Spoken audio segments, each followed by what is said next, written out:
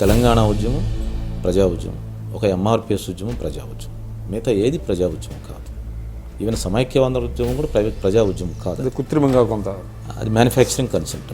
ప్రత్యేక హోదా అంశం ఒకటి మళ్ళీ రాష్ట్రంలో రగులుకుంటున్నట్టుగా ఉన్నది. ప్రత్యేక కేటగిరీ స్టేటస్ డిమాండ్ ఎట్లాంటిదంటే సమైక్య ఆంధ్ర ఉద్యమం లాంటిది. అంటే ఒక ఎమోషన్ ఉంటారా, ఎమోషన్ లేకపోతే మ్యానుఫ్యాక్చరింగ్ కన్సెప్ట్, ఫ్యాబ్రికేటెడ్ అంటే సాధ్యాసాధ్యాలు చూడకుండా అది అప్పుడు అన్నారు కాబట్టి ఇవ్వమంట. స్టేట్ విభజన జరిగిన తర్వాత కాంగ్రెస్ పార్టీ ఆ రోజు రాష్ట్ర విభజనలో సరైన పాలిటిక్స్ చేయలేదు. కొంతమందిని నమ్మి, కొంతమందికి నేను చెప్పినట్టుగా కొంత చేయక ఆ రోజు నేను చిరంజీవి గారిని ముఖ్యమంత్రి చేయమని రిక్వెస్ట్ చేశాను. అలాంటి హైకమాండ్కి చేశారు. హైకమాండ్ రాహుల్ గాంధీ, సోనియా గాంధీ గారితోనే మాట్లాడారు, విజయ్ సింగ్ గారితో, అంతకంటే ఎవరితో వాళ్ళు యాక్సెప్ట్ చేశారు నా ప్రపోజల్. రాయపాటి గారు కానీ, ఫ్రెండ్స్, నా అనుచరులు, నా కాన్స్టిట్యూన్స్లో నాతో కలిసి స్నేహితులంతా కూడా వదిలి వెళ్ళిపోయారు. వాళ్ళు టీడీపీలోకి వెళ్ళిపోయారు. 2014 ఎన్నికల ముందు 14 ముందు వెళ్ళిపోయారు. మరి మీరు ఎందుకు వెళ్ళిపోయారు? మీకు కూడా ఆఫర్, యాక్చువల్ అందరికంటే ముందు ఆఫర్ నాకు ఉంది. మీకు అప్పుడు మీ నియోజకవర్గం ఆఫర్ చేశారా? నా నియోజకవర్గమే ఆఫర్ చేశారు. ఇంకా చెప్పాలి అంటే మీరు అప్పుడు అమరావతి క్యాపిటల్గా చేయాలని ఫస్ట్ ప్రతిపాదించింది మీరేనా? నేను. సో ఆ అమరావతి మీరు అనుకున్నారు, కానీ ఇప్పటి చంద్రబాబు గారు ఇప్పుడు ఏమైందంటే అమరావతి డిఫరెంట్ ఉంది కదా, వాస్తు ఇటేదో కొండలు ఉన్నాయి, ఉండకూడదు, ఎత్తు ఉండకూడదు, ఏదో వాస్తు వాళ్ళు చెప్పడం వల్ల పైకి జరిగాడు. ప్రపంచ స్థాయి రాజధాని కట్టాల్సిన అవసరం ఉందంటారా?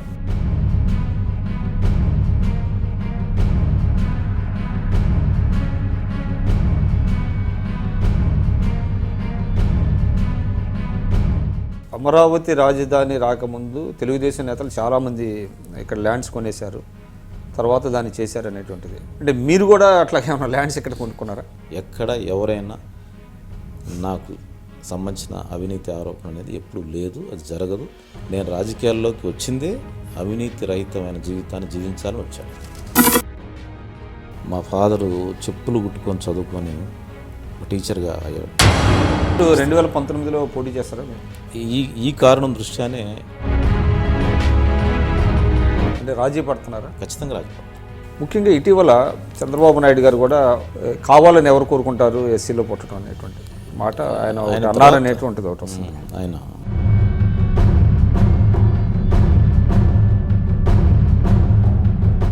కానీ ఆయన తను మాట వినలేదని కాంగ్రెస్ అధిష్టానం ఆయన మీద కేసులు వేయటం, సిబిఐ ఎంక్వైరీలు వేయించడం ఎంతవరకు సమంజసం అంటారు? అంటే ఇంకా అది ఆ పరిణామాలు అట్లనే వెళ్తాయి. అది ఎంతవరకు సమంజసం అనేది అక్కడేం చూడలేము. అంటే తెలంగాణ నేతలంతా కూడా వెళ్ళి ఇతను వ్యతిరేకంగా, జగన్ గారికి వ్యతిరేకంగా చెప్తా ఉన్నారు.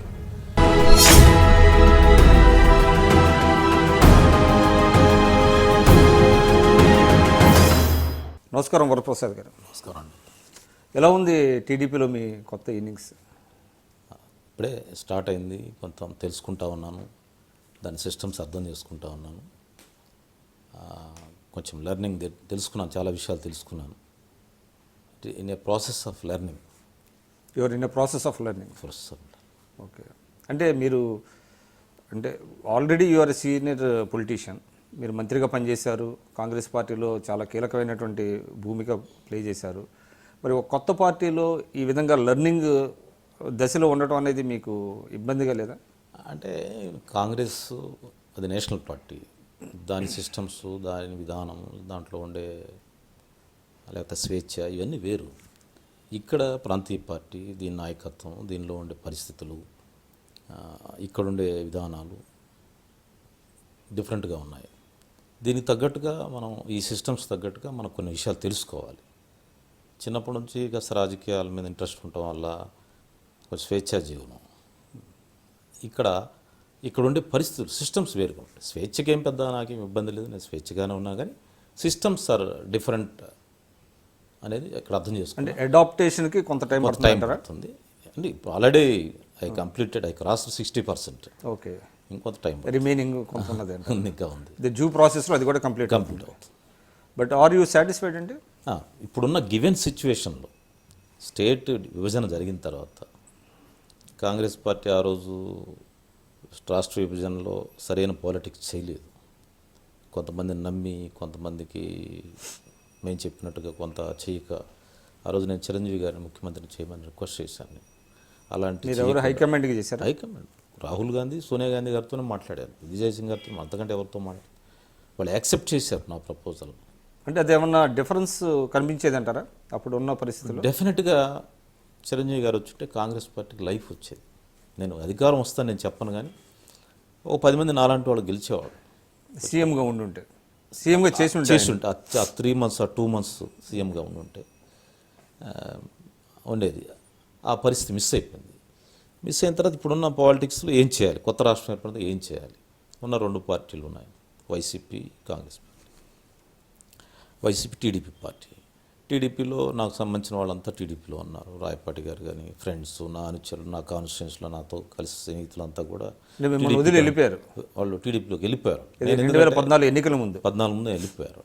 మరి మీరు ఎందుకు వెళ్ళిపోయారు? మీకు కూడా మంచి నాకు ఆఫర్ ఆఫర్, యాక్చువల్ అందరికంటే ముందు ఆఫర్ నాకు ఉంది. ఎందుకు మిస్ చేసుకున్నారు? నేను మిస్ చేసుకోవడం అంటే ఆ రోజు రాహుల్ గాంధీ పరిచయాలు, కాంగ్రెస్ పార్టీలో ఉంటే బాగుంటుంది, 10 సంవత్సరాలు దానిలో ఉన్నాను, నాకు 2 అవకాశాలు వచ్చాయి, 2 సార్లు ఎమ్మెల్యేగా చేశాను, జాతీయ పార్టీ అది ఒక జాతీయ మంత్రిగా చేశాను. సోనియా గాంధీ గారు, రాహుల్ గాంధీ గారు మమ్మల్ని చాలా గౌరవించారు. రాహుల్ గాంధీ గారితో చివరిలో చాలా మంచి పరిచయాలు వచ్చాయి నాకు. నేను చిరంజీవి గారిని ముఖ్యమంత్రి గారు చేయండి అనే ప్రపోజల్ కూడా ఆయనతో మాట్లాడే అవకాశం, గంట మాట్లాడాను ఆయనతో. అలాగా 4-5 సార్లు సందర్భంగా కలిశాను. కేంద్ర నాయకత్వంతో చాలామందితో పరిచయాలు రావడం, ఇలాగా పార్టీ మారటం అంత బాగుండదేమో అనిపించింది. నేను వెళ్ళలేకపోయాను. మీకు అప్పుడు మీ నియోజకవర్గం ఆఫర్ చేశారా? నా నియోజకవర్గమే ఆఫర్ చేశారు. ఇంకా చెప్పాలంటే నా ఛాయిస్కి వదిలేరు. జిల్లాలో నా ఛాయిస్కి ఎంపీ ఆర్ ఎమ్మెల్యే ఏదైనా నా ఛాయిస్కి వదిలేరు. కానీ నేనే నిర్ణయం తీసుకోలేకపోయాను. అది యాక్చువల్లీ థ్యాంక్స్ టు లోకేష్ గారు అండ్ ముఖ్యమంత్రి చంద్రబాబు నాయుడు గారు. నేను డెసిషన్ తీసుకోలేకపోయాను. అది మీ పొరపాటు అంటారా? అంటే పొరపాటు అంటే రాజకీయాల్లో జర్నీలో అదొక అంతే. అదే కానీ చాలా విచిత్రంగా, అంటే మీరు పోటీ చేయలేదు కానీ మీరు ప్రచారంలో పాల్గొన్నట్టున్నారు. ఆల్ త్రూ 13 జిల్లాలు మీరు ప్రచారంలో పాల్గొన్నారు. తర్వాత పార్టీ మారాలని ఎప్పుడు నిర్ణయం చేసుకున్నారు? అంటే ఫలితాలు చూసిన తర్వాత మీలో ఒక నిరాశ కలిగిందా? అట్లా కాదు. తర్వాత ఎన్నికల ఫలితాలు వచ్చిన తర్వాత పార్టీలో కొందరితో నాకున్నటువంటి డిస్కంఫర్ట్ అది మొదటి నుంచి ఉంది కదా మీకు? మొదటి నుంచి ఉంది, ఇంకా ఎక్కువ చేశారు వాళ్ళు. తర్వాత మీకు తెలియని అంటే Congress party is meant for that కదండి. అదే దట్ ఈజ్ ఓకే. అట్లా కాకుండా అది కాక అసలు పార్టీయే కుప్పగూలిపోయి ఉంటే దానిలో ఏదో పని చేస్తూ ఉంటాను అలాంటి వాళ్ళు నమ్ముకొని నా మీదనే కంప్లైంట్స్ చేయడం, నా మీదనే చిన్న చిన్న విషయాలు కూడా వివాదం చేయటం. నేను సహజంగా ప్రతి సంవత్సరం ఎన్టీ రామారావు గారి బర్త్డే చేస్తూ ఉంటాను. కాంగ్రెస్ ఉన్నప్పుడు కూడా చేసేవాడిని. ఈ విభజన జరిగిన తర్వాత కాంగ్రెస్లో ఏంటంటారు కారణం దానికి? ఎన్టీఆర్ ఫ్యాన్ నేను. మీరా? NTR fan by childhood onwards.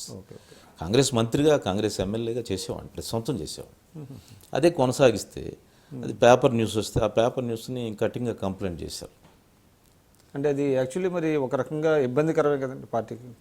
ఎందుకు మంత్రిగా ఉన్నప్పుడే చేశాను, మంత్రి కాకముందు చేశాను. సో అప్పుడు ఎవరు అభ్యంతరం? ఈవెన్ రాజశేఖర రెడ్డి గారి టైంలో కూడా చేశాను. ఆయన కూడా ఏం అబ్జెక్షన్ చెప్పలేదు, నీ ఇష్టం అని చెప్పి అన్నారు పెద్ద వాళ్ళంతా కూడా. పార్టీకి ఇబ్బంది కదా. అంటే మీరు పర్సనల్గా నాకున్న ఎన్టీఆర్ ఫ్యాన్, నాకున్నటువంటి సినిమా ఫ్యాన్, వాళ్ళని కలిసి చేసేవాళ్ళం. ఓకే, అదొక చిన్న కారణం. అదే కారణం అని చెప్పట్లేదు. అలాగూ ప్రతి చిన్నదాన్ని ప్రశ్నిస్తాను, ప్రతి చిన్నదాన్ని నన్ను ఏదో కాంగ్రెస్లో నన్ను డిస్కంఫర్ట్. అంటే మీ స్థాయి వ్యక్తిని కూడా ఆ రకంగా చిన్నవాళ్ళు అది అంటే జిల్లా స్థాయిలో అండి, రాష్ట్ర స్థాయిలోనే ఉన్నారు, రకరకాల స్థాయిలో ఉన్న వాళ్ళు ఇన్సిగ్నిఫికెంట్. నేను హర్ట్ అయ్యాను నేను. తర్వాత కొనసాగితే వాళ్ళతో రోజు ఘర్షణ కొనసాగాలి. వాళ్ళు ఎందుకో మీకు తెలియదు ఏముంది, రాజకీయాల్లో షెడ్యూల్ క్యాస్ట్లో 2 కులాలు ఉన్నాయి. దానిలో ఈ ఒక నా కులం కాని కులం దానిలో ఉంది, పాత్ర ఉంది. ఈ ప్రశ్నలు ఆ వివాదాల్లో నేను ఉంటూ నాకు ఇష్టం లేదు నాకు. సో ఇక్కడ ఉంటే వీళ్ళతో రోజు ప్రశ్నించుకోవటం, లేకపోతే వాళ్ళు నా మీద కంప్లైంట్ చేయడం, లేకపోతే వాళ్ళతో నేను రోజు ఘర్షణ, ఎందుకు ఐ షుడ్ అవాయిడ్ అని చెప్పి మైండ్ వచ్చేసింది నాకు. ఆ మైండ్ ప్రిపరేషన్లో ఎటు వెళ్దామనే ఆలోచనలో ఇది చూజ్ చేసుకోవాలి. కానీ మీరు ఒక దశలో వైఎస్ఆర్సీపీలోకి ఆల్మోస్ట్ జాయిన్ అవ్వబోయారు. నేను ఇలాగా సంక్షోభంలో ఉన్నప్పుడు ఇలాంటి ఏ రాజకీయ పార్టీలోకి వెళ్ళాలి, లేకపోతే నా కార్యకర్తలు లేరు, జనం వాళ్ళంతా ప్రశ్నిస్తా ఉన్నారు, నాతో ఫాలో అయ్యే వాళ్ళంతా అడుగుతూ ఉన్నారు, కాంగ్రెస్ కాకుండా నువ్వు ఏదో ఎటు వచ్చినా మీతో పాటు వస్తామని చెప్తా ఉన్నారు. చాలామంది టీడీపీలో ఉన్నారు, కొంతమంది వైసీపీలో మిగిలిపోయి ఉన్నారు. ఈ పరిస్థితుల్లో నాకు అంబటి రాంబాబు గారు మంచి స్నేహితుడు చాలా కాలంగా. ఆయన వైసీపీలోకి వస్తే అందరం కలిసి పనిచేద్దామని చెప్పాడు. చెప్తే నేను ఓకే అన్నాను. ఓకే అంత తర్వాత ఆయన పాప మాట్లాడాడు, ఒప్పుకున్నారు, వాళ్ళు కూడా రమ్మని చెప్పారు. ఆ ప్రాసెస్ అంటే మీరు ఆ సమయంలో కాంగ్రెస్ నుంచి బయటపడాలనే అంతే ఆలోచనలో ఉన్నారు. అంతే. ఎటెల్లాలో ఇంకా పూర్తి నిర్ణయం తీసుకోలేదు. లేదు అంటే నాకు ఒక వేదిక కావాలి, వేదిక లేకపోతే నాలాంటి వాడికి రాజకీయ కార్యకర్త నేను ఏదో ఒక పార్టీలో పనిచేయాలి. ఇక్కడేమో చిన్న చిన్న అనవసరమైన వివాదాల్లోకి వెళ్ళే అవకాశాలు కనిపిస్తూ ఉన్నాయి. నేను వేమూరు సీటు పోటీ చేస్తానంటే కాంగ్రెస్ పార్టీలో అంత పెద్దలందరూ తెలుసు. అక్కడ ఎంపీ గారు నువ్వు పోటీ చేయడానికి వీల్లేదు, ఇది నీ సబ్ క్యాస్ట్కి ఇవ్వడానికి వీల్లేదని ఆమె బహిరంగంగా పనబాక లక్ష్మి గారు చెప్పారు. ఇక ఎన్ని వివాదాలతో ఆ డిస్కంఫర్ట్స్తో వాళ్ళతో కలిసి ప్రయాణం చేయటం కొంత ఇబ్బంది అనిపించింది. అప్పుడు రాంబాబు గారు ఈ ప్రపోజల్ చేశారు. నేను ఒప్పుకున్నాను. పాపం ఆయన వాళ్ళతో మాట్లాడారు, వాళ్ళు ఒప్పుకున్నారు సంతోషంగా. జగన్ గారు మీరు కలిసారా జగన్ గారిని కూడా? వివాహం కాదు అంటే మీరు వైఎస్ఆర్ గారికి చాలా సన్నిహితులుగా ఉండేవాళ్ళు, ఆయన అంటే మీకు కూడా అభిమానం బాగా. దానివల్ల ఆ పార్టీలోకి వెళ్ళాలని. జగన్ గారితో నాకు ప్రత్యేక పరిచయాలు లేవు, కానీ రాజశేఖర రెడ్డి గారితో మంచి సంబంధాలు ఉన్నాయి, మంచి పరిచయాలు ఉన్నాయి. జగన్ గారు లేటుగా ఎంటర్ అయ్యారు రాజకీయాల్లోకి, తక్కువ పరిచయం. బట్ రాజశేఖర రెడ్డి గారితో మంచి సంబంధాలు ఉన్నాయి. ఆయన మంచి గౌరవించేవాడు నన్ను, బాగా చదువుకున్నవాడని ఎంకరేజ్ చేసేవాడు నన్ను. బాగుండేది. ఆయన బ్రతుకుంటే నా పొలిటికల్ జర్నీ ఇంకో రకంగా ఉండేది. చాలామందికి అంటారు అదే లైక్ అదే నాలాంటి వాళ్ళకి. సో అంటే మీరు ఆ దశలో ఒకటి కూడా అన్నారు, అంటే మీరు టీడీపీలో తొలుత జాయిన్ అవ్వాలని అనుకుంటే లోకేష్ గారి అపాయింట్మెంట్ మీకు దొరకలేదు, దానివల్ల వైసీపీలోకి వెళ్ళాలనుకుంటున్నానని మీరు ఎక్కడో మీడియాలో కూడా అన్నట్టుగా. ఇట్లా కాదు, అప్పటికి రాయపాటి గారు వీళ్ళంతా ఏమో టీడీపీలోకి రావాలని వాళ్ళు అడుగుతూ ఉన్నారు. రాంబాబు గారితో నేనేమో రాంబాబు గారి వైసీపీలో చేరమంటే నేను ఓకే అన్నాను. రాయపాటి గారు ప్రయత్నం చేస్తున్నా అక్కడ మరి ఏం పరిస్థితులు వచ్చాయో టీడీపీలో కొంత డిలే జరిగింది. ఓకే, లోకేష్ గారు అపాయింట్మెంట్ కాదు, లోకేష్ గారు రాయపాటి గారికి చెప్పాలి కదా, నాకు మధ్యవర్తి రాయపాటి గారు. అక్కడెక్కడో గ్యాప్ ఉంది. అంటే మీరు రాకని అడ్డుకున్నారా ఎవరైనా కొంతమంది జిల్లా స్థాయి నాయకులు? ఉండొచ్చు, నాకైతే తెలియదు, కానీ ఉండవచ్చు, అవకాశాలు ఉన్నాయి, ఉండడానికి అవకాశం. So there was a delay in taking decision. ఇక వాళ్ళంతా ఇబ్బంది పెట్టడం ఎందుకని నేను రాంబాబు గారి వైపు మూవ్ అయ్యాను. నేను ఆ టైంలో మళ్ళీ రాయపాటి గారు లేదు, నువ్వు నేను ఒక దగ్గరే ఉండాలి, మనంతా కలిసి ప్రయాణం చేసాం, ఒక ఫ్యామిలీగా ఉన్నాం, నువ్వు ఒక దగ్గర నేను ఒక దగ్గర ఉంటే మన కాన్స్టిట్యున్సీ మనకున్న సర్కిల్ అంతా కూడా డివైడ్ అవుతుంది, రాజకీయాలు మంచిది కాదు అని ఆయన బాగా నన్ను ఇబ్బంది పెట్టాడంటే ఇబ్బంది అనగలదు, కానీ చాలా అబ్లిగేషన్. ఆయనతో ఉన్న చనువు నాకు చాలా చనువు ఉంది, ఎందుకంటే నాకు రాజకీయాల్లో సహాయం చేశాడు ఆయన. నాకు ఒక చిన్న అది మంచిగా చెడు నాకు తెలియదు, కానీ నాకు కొంచెం సహాయం చేస్తే వాళ్ళతో నేను చాలా సాఫ్ట్ అయిపోతాను. నేను వెరీ చిన్న సహాయం కూడా నా మెమరీలో రికార్డ్ అయిపోతుంది. అతనికి మళ్ళీ సహాయం చేసిన దాకా నాకు నిద్ర పట్టదు. అలాంటి పెద్ద సహాయం చేశాడు. ఆ ఈక్వేషన్స్లో మీరు పార్టీ రాయపాటి గారు సొంత కాన్స్టిట్యున్సీ, నేను ఎక్కడో పల్నాడు వ్యక్తిని, తాడికొండ ఆయన సొంత నియోజకవర్గం తెచ్చి నన్ను గెలిపించాడు 2 times. నాకు అండదండలు ఇచ్చాడు. మీది పల్నాడు? నాకు పల్నాడు, నేటివ్ ఆఫ్ గురజాల. అంటే మీరు చాలా సందర్భాల్లో చెప్పారు రాయపాటి గారు నా రాజకీయ గురువు అని. Yes, correct. ఏంటి నేపథ్యం ఏంటి? అంటే మీరు న్యాయవాది అని తెలుసు. నేను యూనివర్సిటీలో చదువుకున్నాను, గుంటూరులో ఉంటాం. ఈ పరిచయంలో రాయపాటి గారు అప్పటికే పాపులర్ ఎంపీ ఇక్కడ. ఆయన అనుచరులతోటి, ఆయన సన్నిహితులతోటి ఆయన ద్వారా సంబంధాలు, వాళ్ళ ద్వారా సంబంధాలు. ఆ పరిచయాల్లో రాయపాటి గారికి వరప్రసాద్ అయితే ఈసారి తాడికొండ నాకున్న సామాజిక నేపథ్యం కూడా ఉపయోగపడింది. అప్పటికే తెలుగుదేశం పార్టీ చాలాసార్లు గెలుస్తూ ఉంది ఆ కాన్స్టిట్యున్సీ.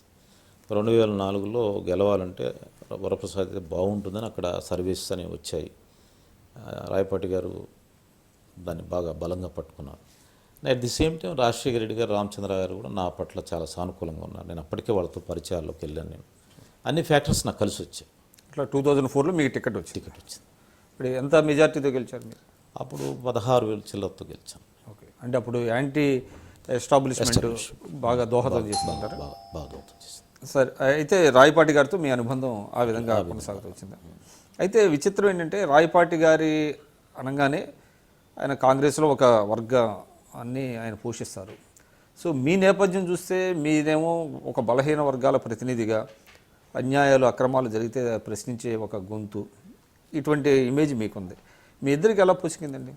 అంటే రాయపాటి గారిలో ఉన్న ఒక సుగుణం ఏంటంటే ఆయన మనం చేసే విషయాల్లో జోక్యం చేసుకోవడం. ఆయనకి ఏదన్నా కాన్స్టిట్యూన్సీలో పలాని వాళ్ళకి ఏదైనా పని కావాలంటే నాకు చెప్పడం, లేకపోతే ఆయన డైరెక్ట్ చెప్పడం అని. మా ఇద్దరి మధ్య ఎలాంటి వివాదం రాలేదు. నేను నా యాక్టివిటీ నేను చేస్తూ ఉన్నాను, ఫ్రీగా చేస్తూ ఉన్నాను. మంచిదే కదా, ప్రజలతో ఉంటున్నాడు, ఎప్పుడు ప్రజలతో ఉన్నాడు. నా దగ్గర 100 మంది జనం వస్తూ ఉన్నాడు, వీకర్ సెక్షన్స్ పర్టికులర్గా, ఫార్మర్స్. డైరెక్ట్గా డైలీ ఒక 500-600 మంది విజిటర్స్తో కలగలాడుతూ ఉండేది. అందరికి పనులు చేస్తుంటాం, ఆఫీసులు చుట్టూ తిరగడం. ఒక పెద్ద నాకు ఒక చిన్నప్పటి నుంచి ఉన్న ఒక అలవాటుతో అది ఐ ఎంజాయ్డ్. అందులో ఎక్కడ కాన్ఫ్లిక్ట్ రాలే. వాళ్ళ ఇంట్రెస్ట్కి నేను ఎక్కడ భిన్నంగా పనిచేయలేదు. పొలిటికల్గా అట్లా పూర్ పీపుల్ సర్వీస్ చేస్తూ వాళ్ళు ఏదైనా చెప్పినా దానికి అనుకూలంగానే వ్యవహరించాను. అట్లా మీ యాక్టివిటీస్కి వాళ్ళు ఎప్పుడు అభ్యంతరం ఎప్పుడు పెట్టలేదు. సో రాయపాటి గారిలో ఆ సుగుణం ఉంది ఆయన. కానీ ఇటీవల కాలంలో రాయపాటి గారి అటరెన్సెస్ కానివ్వండి, కొంత వివాదం ఏర్పడే పరిస్థితి వచ్చినట్టుంది. అంటే ఎస్పెషల్లీ మీరు చెప్తున్నారు అంటే లెర్నింగ్ ప్రాసెస్లో ఉన్నాను. ఆయనేమో తెలుగుదేశం పార్టీ యొక్క విధానాన్ని చాలా సందర్భాల్లో బాహాటంగా తన అసంతృప్తిని వ్యక్తం చేసినట్టు కనబడుతున్నది. అది అసంతృప్తి కాదండి. రాయపాటి గారు ఏంటంటే ఏదన్నా ఉంటే ఉండబట్టలేడు ఆయన. ఆయనకి ఏదన్నా తెలిస్తే, నా మీద తెలిసినా, మీ మీద తెలిసినా, చంద్రబాబు గారి మీద తెలిసినా, ఇంకెవరి మీద తెలిసినా, రాష్ట్రానికి అది వెంటనే చెప్పేయటం అనేది ఆయనకు ఒక అలవాటు. అట్లా మీడియా ముందుకి కొన్ని విషయాలు తెలవగానే ఆయన మీడియా ముందు చెప్పేయటం అనేది ఆయనకున్న అంటే కాంగ్రెస్ సంస్కృతి అంటే కాంగ్రెస్ సంస్కృతి అనుకోండి. Free man. కాంగ్రెస్లో 35-40 ఏళ్ళు ఆయన ఉండి ఫ్రీగా మాట్లాడటం అలవాటు ఆయనకి. అలాంటి సందర్భాలు వచ్చినప్పుడు బహిరంగంగానే తెలియజేశాడు. అంతేగాని పార్టీని ఏదో ఇబ్బంది పెడదామని కాదు, ఆయనకున్న సహజ నేచర్లో అది చెప్పాడు ఆయన. ఇప్పుడు అసలు రాయపాటి గారు పార్టీ మారటానికి కారణం కేవలం రాష్ట్ర విభజన అంటారా? అంటే ఆనాడు కాంగ్రెస్ పార్టీ అనుసరించిన కాంగ్రెస్ సస్పెండ్ చేసింది అప్పుడు 8 మంది ఎంపీలు. ఆ సస్పెండ్ చేసినప్పుడు ఆయన ఎక్కడో చోట పోటీ చేయాలి, అట్లా పోటీ చేశాడు. తెలుగుదేశం నుంచి చేశాడు. అప్పుడు ఆయనకు అనుకూలంగా ఉంది. వాళ్ళ నుంచి కూడా ఆఫర్ వచ్చింది ఆయనకి. యాక్చువల్ నర్సరావుపేట ఆయనకి చాలా ఆయనకు దూరం కాన్స్టిట్యున్సీ. ఆయన గుంటూరు అంటే ఆయనకు బాగా నేటివ్ ప్లేస్. అయినా అప్పుడున్న పరిస్థితుల్లో నర్సరావుపేట వెళ్ళి కంటెస్ట్ చేసి ఆయన గెలిచారు. సరే, అంటే 10 సంవత్సరాల తర్వాత తెలుగుదేశం అధికారంలోకి వచ్చింది. సరే, రాష్ట్రం విభజన సమస్యలు ఇవన్నీ పక్కన పెడితే 10 ఏళ్ల కాంగ్రెస్ పార్టీలో తెలుగుదేశం కార్యకర్తలు కానివ్వండి, నాయకులు కానివ్వండి అనేక ఇబ్బందులు పడ్డారనేది అనుకుంటూ ఉంటారు. సో సహజంగానే పార్టీ అధికారంలోకి రాగానే వాళ్ళు పదవులు కోరుకుంటూ ఉంటారు. అయితే విచిత్రం ఏంటంటే తెలుగుదేశం అధికారంలోకి రాగానే కాంగ్రెస్ నుంచి వచ్చిన వాళ్ళు, బయట పార్టీల నుంచి వచ్చిన వాళ్ళకి ఎక్కువ మంది పదవులు లభిస్తున్నాయి. తెలుగుదేశాన్ని నిజంగా మొదటి నుంచి అట్టిపెట్టుకున్నటువంటి వాళ్ళని దూరం పెట్టేశారు చంద్రబాబు గారు అని అంటున్నారు. అంటే మీకు కూడా అంటే మీరు మంత్రిగా ఉన్నారు, అయినప్పటికీ మీకు ఒక క్యాబినెట్ హోదాలో ఒక కార్పొరేషన్ ఇవ్వటం అనేది జరిగింది. అంటే మీరు ఎన్నికల తర్వాత జాయిన్ అయినప్పటికీ మీకు ఒక పదవి వచ్చింది. దానికి కారణాలు ఏంటి? దాన్ని ఏ విధంగా చెప్పగలుగుతారు? మొన్నే లోకేష్ గారు ఒక సమావేశంలో చెప్పారు, బయట నుంచి వచ్చిన వాళ్ళకి ఇప్పటివరకు 2% ఆఫ్ పదవులే ఇచ్చారు. 98% తెలుగుదేశంలో మొదట వచ్చిన వాళ్ళకే ఇచ్చారు. ఆ 2% పదవులు కూడా ఆ సామాజిక సమీకరణ, ఆ లోకల్ ఈక్వేషన్స్, ఆ లీడర్షిప్ క్వాలిటీస్ ఇవన్నీ చూసి ఇచ్చారు. తర్వాత నాకు సంబంధించి అదేం క్యాబినెట్ ర్యాంక్ కాదు నాది, ఇదే ఒక ప్రోటోకాల్ అంతే, ఒక చిన్న పోస్ట్ అది. అంటే క్యాబినెట్ ర్యాంకు ఇవ్వలేదా, లేకపోతే దానికి అసలు లేదా? దానికి లేదు, ఇవ్వాలని అడుగుతా ఉన్నాం. ఇట్ ఈస్ అండర్ ప్రాసెస్, జరుగుతుందని చూడాలి. ఓకే, దానికి లేదు. అది చిన్న పోస్ట్ అది. అయినా కానీ నాయకత్వం ఇచ్చింది, దాన్ని మొబిలైజ్ చేయాలి కాబట్టి చేస్తూ ఉన్నాం. సార్, అంటే మీ సేవలు ఇంకా పార్టీ ఏ విధంగా ఉపయోగించుకుంటారు చూడాలి. ఇప్పుడు స్పోక్స్ పర్సన్స్గా వాడుకుంటున్నారు. బాబు గారు కానీ, ముఖ్యమంత్రి గారు కానీ, లోకేష్ గారు కానీ బాగానే గౌరవిస్తున్నారు. మరి ఎలాంటి అవకాశాలు ఇస్తారో చూడాలి. వాళ్ళ ఇష్టం, వాళ్ళకున్న పరిమితులు, వాళ్ళకున్న అవకాశాల మేరకు ఇస్తారు. అంటే ఇప్పుడు మీరు జాయిన్ అయిన తర్వాత మీరు ఇస్తున్నటువంటి ప్రకటనలు ఇవన్నీ చూస్తూ ఉంటే ఎక్కువ జగన్మోహన్ గారిని టార్గెట్ చేస్తున్నట్టుంది. నేను ఎప్పుడు కూడా వ్యక్తిగతంగా ఎవరిని టార్గెట్ చేయను. నా స్టైల్ ఆఫ్ ప్రెస్ మీట్ కానీ నా స్టైల్ ఆఫ్ మీటింగ్స్ కానీ మీరు చూస్తారు, సబ్జెక్టుగా మాట్లాడతాను. ఆ సబ్జెక్టులో జగన్మోహన్ రెడ్డి గారికి ఒక ప్రతిపక్ష నాయకుడిగా ఆయన ఎలా ఉంటే బాగుంటుందో కూడా చాలా సలహా ఇచ్చాను ఆయనకి. ఒక సూచనగా ఉంటుంది. ఆయన మాట్లాడిన దాంట్లో ఉన్న లోపాన్ని ఎత్తి చూపుతాను నేను, అంతేగాని వ్యక్తిగతంగా ఎవరిని పర్సనల్గా నేను గతంలో మాట్లాడను, ఇప్పుడు కూడా మాట్లాడను. అది as a party, Telugu Desam party స్పోక్స్ పర్సన్గా ఇప్పుడున్న కల్చర్లో ఏంటంటే ఒకళ్ళనొకళ్ళు తిట్టుకుంటా ఉన్నాం, ఒకళ్ళనొకళ్ళు చాలా ఫిల్దీ లాంగ్వేజ్ వాడుతూ ఉన్నాం. అది ఏ పార్టీ అయినా సరే. నేను నా నేచర్లో అది లేదు. నేను వైసీపీని విమర్శించినా అది సబ్జెక్టుగానే విమర్శించి, ఎప్పుడు వ్యక్తిగతంగా కాదు. సార్ 10 సంవత్సరాలు మీరు 2 దఫాలు ఎమ్మెల్యేగా తర్వాత మంత్రిగా ఉన్నప్పుడు అనేక సందర్భాల్లో మీరు అసెంబ్లీలో తెలుగుదేశాన్ని టార్గెట్ చేస్తా విమర్శలు చేశారు, ప్రతిపక్షాన్ని. ఎస్పెషల్లీ నాకు తెలిసి చంద్రబాబు నాయుడు గారిని కూడా, ఆయన అనుసరించిన విధానాలను కూడా మీరు బాగా బాహాటంగా విమర్శించారు. సో అప్పటికి ఇప్పటికి ఏమైనా క్వాలిటేటివ్ చేంజ్ ఏమైనా వచ్చిందని అనుకుంటున్నారా టీడీపీలో? అంటే ఆయనే చెప్పుకున్నారు కదా, 2004కి ముందు ఆయన విధానాల్లో లోపాలు ఉన్నాయి. ఆ లోపాన్ని ఎత్తి చూపాను నేను. మేము అధికారంలోకి వచ్చిన తర్వాత కాంగ్రెస్ పార్టీలో అలా జరిగింది ఆ టైంలో, with evidence, with books, with literature నేను ఎస్టాబ్లిష్ చేసేవాడిని. ఇప్పుడు కూడా చంద్రబాబు గారిని వ్యక్తిగతంగా చాలాసార్లు నా క్లిప్పింగ్ చూస్తే మీకే అర్థం. మీరంటే చాలా గౌరవం అండి చంద్రబాబు గారు, మీరు ఎన్టీ రామారావు గారు అల్లుడు కావడం వల్ల నాకు చాలా గౌరవం అండి అని ప్రత్యేకంగా చెప్పేవాడిని సభలో నేను. అయితే ఏంటంటే ఆయన పాలసీస్ మీద నేను బాగా తీవ్రంగా అటాక్ చేశాను. ఆ పాలసీస్లో ఉన్న లోపాలని నాకు తెలిసిన విధానం నేను ఎక్స్ప్లెయిన్ చేశాను. అయితే తర్వాత ఆయన చెప్పారు కదా, ఇప్పుడు 2014లో చెప్పాడు కదా, నేను అప్పుడు చాలా కొన్ని విషయాల్లో పొరపాటు చేశాను, కొన్ని విషయాల్లో ఇలా ఉండాల్సింది, రైతుల విషయంలో ఇలా ఉండాల్సింది, పేదల సంక్షేమం పట్ల ఇలా ఉండాల్సింది, నేను చేంజ్ చేసుకున్నాను, నేను మారాను అని ఆయనే చెప్తా ఉన్నారు. ఆయన అందువల్ల చెప్పారు, కానీ దానికంటే ఇంకా వేగంగా ఆయన పాలసీస్ అమలు చేస్తున్నట్టున్నారు.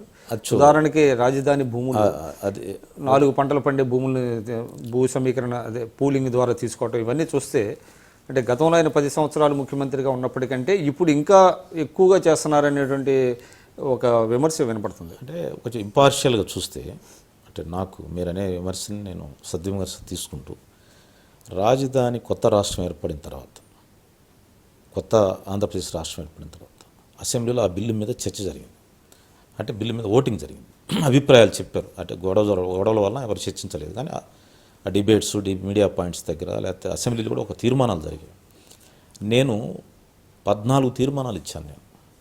నేను ఒక్కడే ఇచ్చింది. కాంగ్రెస్ పార్టీ సభ్యుల్లో 14 తీర్మానాలు ఇచ్చి నేను ఒక్కడే అమెండ్మెంట్స్ ఇచ్చాను. Amendments to the main bill, విభజన బిల్కి. దానిలో ఒక అమెండ్మెంట్ ఏంటంటే అమరావతిని రాజధాని చేయాలి కొత్త రాష్ట్రానికి. అమరావతి ఇచ్చారండి మీరు అమెండ్మెంట్? 2014 ఫిబ్రవరిలో అసెంబ్లీ. అంటే అక్కడ ఢిల్లీలో అసెంబ్లీలో ఇచ్చారు. అసెంబ్లీలో ఇచ్చాను. ఢిల్లీలో ఆంథోనీ కమిటీకి ఇచ్చాను. శ్రీకృష్ణ కమిటీకి కూడా ఇచ్చారు. శ్రీకృష్ణ కమిటీకి ఇవ్వలేదు. మన జయరాం రమేష్ గారికి ఇచ్చాను. ఆ బిల్ తయారు చేసి జయరాం రమేష్ ఇచ్చాను. సోనియా గాంధీ గారికి ఇచ్చాను. అంటే విభజన బిల్లులో ఈ ప్రతిపాదన ఈ చేసి ఉంటే ఆంధ్రాకి బాగా జరుగుతుంది అనేది స్పష్టంగా ఆన్ పేపర్ ఇచ్చింది నేను ఒక్కడే, ఎవరు ఇవ్వలేదు. ఏమైనా కన్సిడర్ చేశారా? వాటిలో చేయలే. అదే కదా, కొన్ని ఆటోమేటిక్గా జరిగాయి, కొన్ని చేయలేదు. అవి చేసి ముఖ్యమంత్రిగా చిరంజీవి గారిని పెట్టుంటే ఇంకా జాగ్రత్తగా కొంచెం బెటర్ అయ్యేదనేది నా ప్రతిపాదనగా ఆ రోజు ఇచ్చాను. అంటే మీరు అప్పుడు అమరావతి క్యాపిటల్గా చేయాలని ఫస్ట్ ప్రతిపాదించింది మీరేనా? ఫస్ట్ నేనే. అంటే ఈ విధంగానా లేకపోతే వేరే విధంగానే అంటారా? నేను ఇప్పుడున్న పాత అమరావతిని సెంటర్ చేసుకొని, హిస్టారికల్ ప్లేస్ కాబట్టి ఆ చుట్టుపక్కల గ్రామాలన్నీ కూడా కలిపి రాజధాని చేయాలని చెప్పాను నేను. అది బాగా ఉంటుంది, సెంట్రల్ లొకేటెడ్ ప్లేస్, అది చాలా వైబుల్గా ఉంటుంది, చాలా కృష్ణానది ప్రాంతం, చాలా గొప్పగా ఉంటుంది రాజధానికి అని చెప్పి నేను మంచి లొకేషన్ అని చెప్పి ఆ రోజు సవివరంగా ఇచ్చాను. మీరు అసెంబ్లీలో రికార్డ్స్లోకి వెళ్తే నా రికార్డ్స్లో ఉంది నాది. అంటే దాని మీద మీరు ఏమైనా అధ్యయనం చేసి రిపోర్ట్ ఇచ్చాను. ఆంథోనీ కమిటీ, మన జయరాం రమేష్ గారికి అసెంబ్లీలో రైటింగ్ ఇచ్చాను. కిరణ్ కుమార్ రెడ్డికి అందరికీ తెల్లగాయతాల మీద సంతకాలు పెట్టి ఇచ్చారు ఎమ్మెల్యేలంతా ఆ రోజు. నేను ఒక్కడే ఇవ్వాలి చివరి నిమిషం దాకా. ఇవ్వకుండా చివరి నిమిషంలో నన్ను రిక్వెస్ట్ చేస్తే నేను ఈ అమెండ్మెంట్స్ ఇచ్చాను నేను. సో అవి పక్కన పెట్టేశారు. ఎవరు పట్టించుకుంటారు? సో ఆ అమరావతి మీరు అనుకున్నారు, కానీ ఇప్పటి చంద్రబాబు గారు ఇప్పుడు ఏమైందంటే ఏదో అమరావతి డిఫరెంట్ ఉంది కదా. వాస్తు ఇటేదో కొండలు ఉన్నాయి, ఇటు ఉండకూడదు, ఎత్తు ఉండకూడదు, ఏదో వాస్తు వాళ్ళు చెప్పడం వల్ల వాడు పైకి జరిగి మొత్తం లొకేషన్ అది, place is same, but only పాత అమరావతి లేకుండా ఉంది మిగతాదంతా. కృష్ణానది పరివాహక ప్రాంతమే నేను అనుకున్న ప్రాంతం, నా నియోజకవర్గ ప్రాంతమే అది అంతా కూడా, ప్లేస్ ఇస్ సేమ్. అందువల్ల ఈయన స్పెసిఫిక్ సిచ్యువేషన్ ఇప్పుడున్న ప్రజెంట్ రాజధాని గుడ్ లొకేషన్. మీరు అనుకునే ఫర్టైల్ ల్యాండ్స్ కొంత ఇబ్బందులు, దళితులకు సంబంధించిన కొన్ని ఇబ్బందులు, రైతులకు సంబంధించిన ఇబ్బందులు ఉన్నప్పటికీ కూడా 5 crores ఆఫ్ ది పీపుల్కి కావాల్సిన ప్రెస్టీజియస్ రాజధానికి సరైన ప్లేసు అమరావతి అనేది మొట్టమొదట గుర్తించిన వ్యక్తి మాణిక్య వరప్రసాద్. సార్ అంటే పేపర్లో ఈ మధ్య వైడ్లీ దట్ వాజ్ రిపోర్టెడ్, అంటే అమరావతి రాజధాని రాకముందు తెలుగుదేశం నేతలు చాలామంది ఇక్కడ ల్యాండ్స్ కొనేశారు, తర్వాత దాన్ని చేశారు అనేటువంటిది. Whether it is a fact or not we do not know, but there is an accusation from YSRCP. అంటే మీరు కూడా అట్లాగే ఏమైనా ల్యాండ్స్ ఇక్కడ కొనుక్కున్నారా? నాకు అదే ముందు నియోజకవర్గం కదా, అంత ముందు కానీ ఇప్పుడు ఈరోజు కూడా అంత ముందు కానీ నాకు ఎక్కడ ఒక సెంటు భూమి కూడా లేదు, ఒక్క సెంటు భూమి కూడా లేదు, ఒక్క హౌస్. ఈ అపార్ట్మెంట్ కూడా నేను మంత్రిగా ఉన్న చివరి 3 నెలల ముందు ఇది బుక్ చేశాను. నాకు నచ్చిన అపార్ట్మెంట్ బాగుంది ఇదని తీసుకున్నాను. నేను తీసుకొని దీన్ని ఇప్పుడు కట్టడానికి నానా అవస్థలు పడతా ఉన్నా, బ్యాంక్ లోన్ కట్టడానికి. అందువల్ల నేను I never indulged in any mall practice, any corruption. ఎక్కడ ఎవరైనా నాకు సంబంధించిన అవినీతి ఆరోపణ అనేది ఎప్పుడు లేదు, అది జరగదు.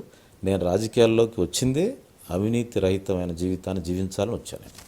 అది సాధ్యం అంటారా రాజకీయాల్లో? చూపించాను. మీరు నన్ను పరిశీలిస్తే, నా జీవితాన్ని పరిశీలిస్తే. సో 5 ఏళ్ళు మంత్రిగా ఉండి కూడా మీరు ఏమి ఐ ఎవర్ భవిష్యత్తులో కూడా అది సాధ్యం అంటారా? మామూలుగా సాధ్యమే అది, అంటే మీలాంటి వాళ్ళు సాధ్యమే. నాకేం పెద్ద అంబిషన్స్ లేవు కదా, నాకేదో అక్యుములేట్ చేయాలని నాకేం అంబిషన్స్ లేవు నాకు. But all said and done అండి, పాలిటిక్స్ అనగానే you need lot of money. Yes, it is the reality. ఒప్పుకుంటారు కదా? తప్పకుండా. మరి ఎలాగ మీరు how you cope up with the present politics? Some friends, some other sources, నాకున్న వ్యక్తిగతమైన పరిచయాలు. ఈరోజు మీకు ఒక ఫ్యాక్ట్ చెప్తాను, మీకు ఎందుకు రికార్డులోకి వెళ్ళాలి కాబట్టి చెప్తాను. నేను యాక్చువల్ రాజకీయాలు క్లోజ్ చేసి ఇల్లు అమ్ముకొని వెళ్ళిపోదాం అనుకున్నాను. నేను అనుకుంటే 2 ఫ్రెండ్స్, లేదు నువ్వు ఉండాలి రాజకీయాలు, ఇలాంటి వాళ్ళు రాజకీయాలు, వాళ్ళు monthly they are helping me to run my show, to run my activities. ఇప్పటికంటారు? ఇప్పటికీ వాళ్ళు వెరీ స్మాల్ ఫెలోస్, వాళ్ళకి రాజకీయాలకు సంబంధం లేదు, జస్ట్ నా ఫాలోయర్స్. వాళ్ళకి ఏం నేను సహాయం చేసింది కూడా ఏం లేదు. వాళ్ళు they are helping me to continue in the politics. కానీ బట్ హౌ కమ్ అండి, అంటే ఏ పార్టీ లైక్ టీడీపీ, అంటే there is an accusation, it is amassing lot of money by various means అనేటువంటిది ఆ నాయకులు కానివ్వండి ఇదని అంటుంది. అటువంటి పార్టీలో మీరు ఎలా ఏమడగలుగుతున్నారు? అదే చెప్తున్నాను, కాంప్రమైజ్. అంటే నేను అందరినీ జనరలైజ్ చేయట్లేదు, నాకు ప్లాట్ఫామ్ కావాలి. I choose in this platform. నేను చాలా విషయాల్లో కాంప్రమైజ్ అవుతూ ఉన్నాను, బట్ నేను ఇండల్జ్ కాను, నేను ఇన్వాల్వ్ కాను. కానీ ఇప్పుడు నేను రాజకీయాల్లో ఉన్నప్పుడు నేను కొన్ని కంఫర్ట్స్ ఎంజాయ్ చేశాను. యాజ్ ఏ మినిస్టర్గా, ఏదన్నా యాజ్ ఏ ఎమ్మెల్యేగా చాలా కంఫర్ట్స్ ఎంజాయ్ చేశాను. కంఫర్ట్స్ ఎంజాయ్ చేస్తే that is not corruption. Political activity, అది పదవి ద్వారా వచ్చే లబ్ధి, లేకపోతే ఒక పొలిటికల్ యాక్ట్, ఒక పెద్ద ప్రోగ్రామ్ చేయాలి, ఒక కార్యకర్తలతో పెద్ద. ఇవాళ అంటే it has become the order of the day అండి. అంటే ఎస్పెషల్లీ ఇన్ తెలుగుదేశం ఆర్ ప్రాంతీయ పార్టీలు ఏదైనా కూడా డబ్బు లేకపోవడం అనేది అది పెద్ద మైనస్ అవుతుంది కదా మీ రాజకీయ కెరీర్కి. అది తప్పకుండా వింటున్నావా, అది జరుగుతూ ఉంది అది. But I may be a different personality, exception అంటే ఎక్సెప్షన్. ఎలా సక్సెస్ అవుతున్నో చూడాలి. నేను ఇంతవరకు నేనేం సక్సెస్ కాలేదు కదా, ఎలా సక్సెస్ని చూడాలి. నాకు మంచి ఆపర్చునిటీ ఇస్తే మాత్రం నేను కరప్షన్ ఫ్రీ ఇన్స్టిట్యూషన్. నెక్స్ట్ 2019లో పోటీ చేస్తారా మీరు? అంటే యాక్చువల్గా ఈ కారణం దృష్ట్యానే పోటీ చేయాలా లేదని ఒక మీమాంస ఉంది నాకు. అంటే ఎలక్షన్స్ కాస్ట్లీ అయిపోతా ఉన్నాయి. అసలు రాజకీయాలే వదిలేసిపోదాం అనుకున్న పరిస్థితి నుంచి మళ్ళీ తప్పని పరిస్థితుల్లో మళ్ళీ వెనక్కి వచ్చాను. మైండ్ సెట్లో ఉన్న కన్ఫ్యూజన్. సరే ఇప్పుడు ఏమైందంటే 2-3 years తర్వాత చాలా చోట్ల ప్రజలే నన్ను, అంటే ప్రజలంటే నాకున్న అభిమానులు, నాకున్న పరిచయాలు, నేను ఎంతోమందికి నిత్యం పనిచేస్తూ ఉంటాను. వాళ్ళు నన్ను పోటీ చేయాల్సిందే అంటున్నారు. బట్ చూస్తాను. రీథింకింగ్ అబౌట్ కంటెస్ట్ ఆప్షన్ ఓపెన్గా ఉంచుకున్నాం. సో సార్, మీరు తరచుగా ఒక మాట చెప్తూ ఉంటారు, I always carry Indian penal code అని, లేకపోతే constitution, Indian constitution, okay, rather Indian constitution అంటారు. ఏంటి మీకు అంత అంటే అంబేద్కర్ గారు పట్ల అభిమానమా, లేకపోతే ప్రతి పొలిటీషియన్కి should have constitution in his hands అనేది it's a very good message. అంటే ఎట్లాగా మీరు దాన్ని ఎలా చెప్తారు? అంటే ఒక సందర్భంలో నా చిన్నప్పటి నుంచి లాస్ట్ స్టూడెంట్గా కూడా నేను కాన్స్టిట్యూషన్ని, అంబేద్కర్ని, గాంధీని, మీరు నా గాంధీ గురించి నాకు తెలిసినంత, నేను చదివినంత బహుశా నా ఏజ్ గ్రూప్ పొలిటీషియన్స్ ఎవరు చదివి ఉన్నారు. I like Gandhi. మీరు నా రింగ్ టోన్ ఆన్ చేసిన గాంధీ పాటే వస్తుంది. మీరు 2-3 సార్లు ఏదో ఆర్టికల్స్ కూడా రాశాను. అందువల్ల గాంధీ, నెహ్రూ, అంబేద్కర్ ఇలాంటి మహానుభావులు ఈ దేశాన్ని రీకన్స్ట్రక్ట్ చేశారు. మోడర్న్ వైపు, ఆధునికత వైపు తీసుకెళ్లారు, డెమోక్రసీ వైపు తీసుకెళ్లారు. వీటన్నిటికీ ప్రాతిపదిక భారత రాజ్యాంగం.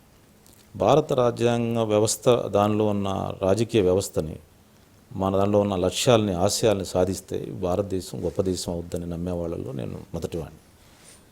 అదే సందర్భంలో అట్లా పనిచేస్తున్నప్పుడు కన్నాభిరాన్ గారని ఒక సీనియర్ అడ్వకేట్ చనిపోయారు. ఇప్పుడు ఒకరోజు నేను మంత్రిగా, ఎడ్యుకేషన్ మినిస్టర్గా, ఎమ్మెల్యేగా కలిసినప్పుడు కూడా మంత్రిగా కలిసేవాడిని. ఒకరోజు పిలిపించుకొని ఆయన నాతో నచ్చను, అరే నువ్వు ఎప్పుడైనా ఏదన్నా మాట్లాడేటప్పుడు కాన్స్టిట్యూషన్ కంటెస్ట్లో మాట్లాడు. ఎందుకంటే constitution will protect entire poor people, not only Dalits. Poor people ఆకాంక్షల్ని రిప్రజెంట్ చేసేది కాన్స్టిట్యూషన్. కాన్స్టిట్యూషన్ పొలిటీషియన్స్ మర్చిపోతా ఉన్నారు, జ్యుడిషియల్ సరిగ్గా ఇంటర్ప్రిట్ చేయట్లేదు, ఇన్స్టిట్యూషన్స్ అన్నీ దాన్ని నెగ్లెక్ట్ చేస్తూ ఉన్నాయి. నువ్వు ఎప్పుడైనా, ఎక్కడైనా, ఏ సందర్భంలో ఏం మాట్లాడినా కాన్స్టిట్యూషన్ కంటెస్ట్లో మాట్లాడాను. అందుకే ఆయన చెప్పిన తర్వాత నేను ఇంకా అది నిజంగా అప్పటికే ఉంది నాకు, దాన్ని ఇంకా ఇంప్రూవ్ చేశాను. స్టిల్ ఐ బిలీవ్,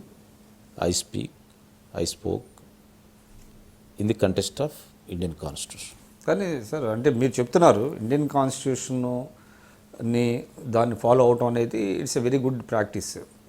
కానీ కాన్స్టిట్యూషన్ గోల్స్కి విరుద్ధంగా, కాన్స్టిట్యూషన్ ఏదైతే ఆశించిందో దానికి విరుద్ధంగా, దూరంగా జరిగిపోతున్న పార్టీల్లో మీరు కొనసాగుతా మీరు కాన్స్టిట్యూషన్ నేను పాటిస్తాను, మీరు పాటించండి అని చెప్పడం అన్నది ఏ విధంగా? అదే ఇండివిజువల్ అండి, ఎక్సెప్షన్ అంతే.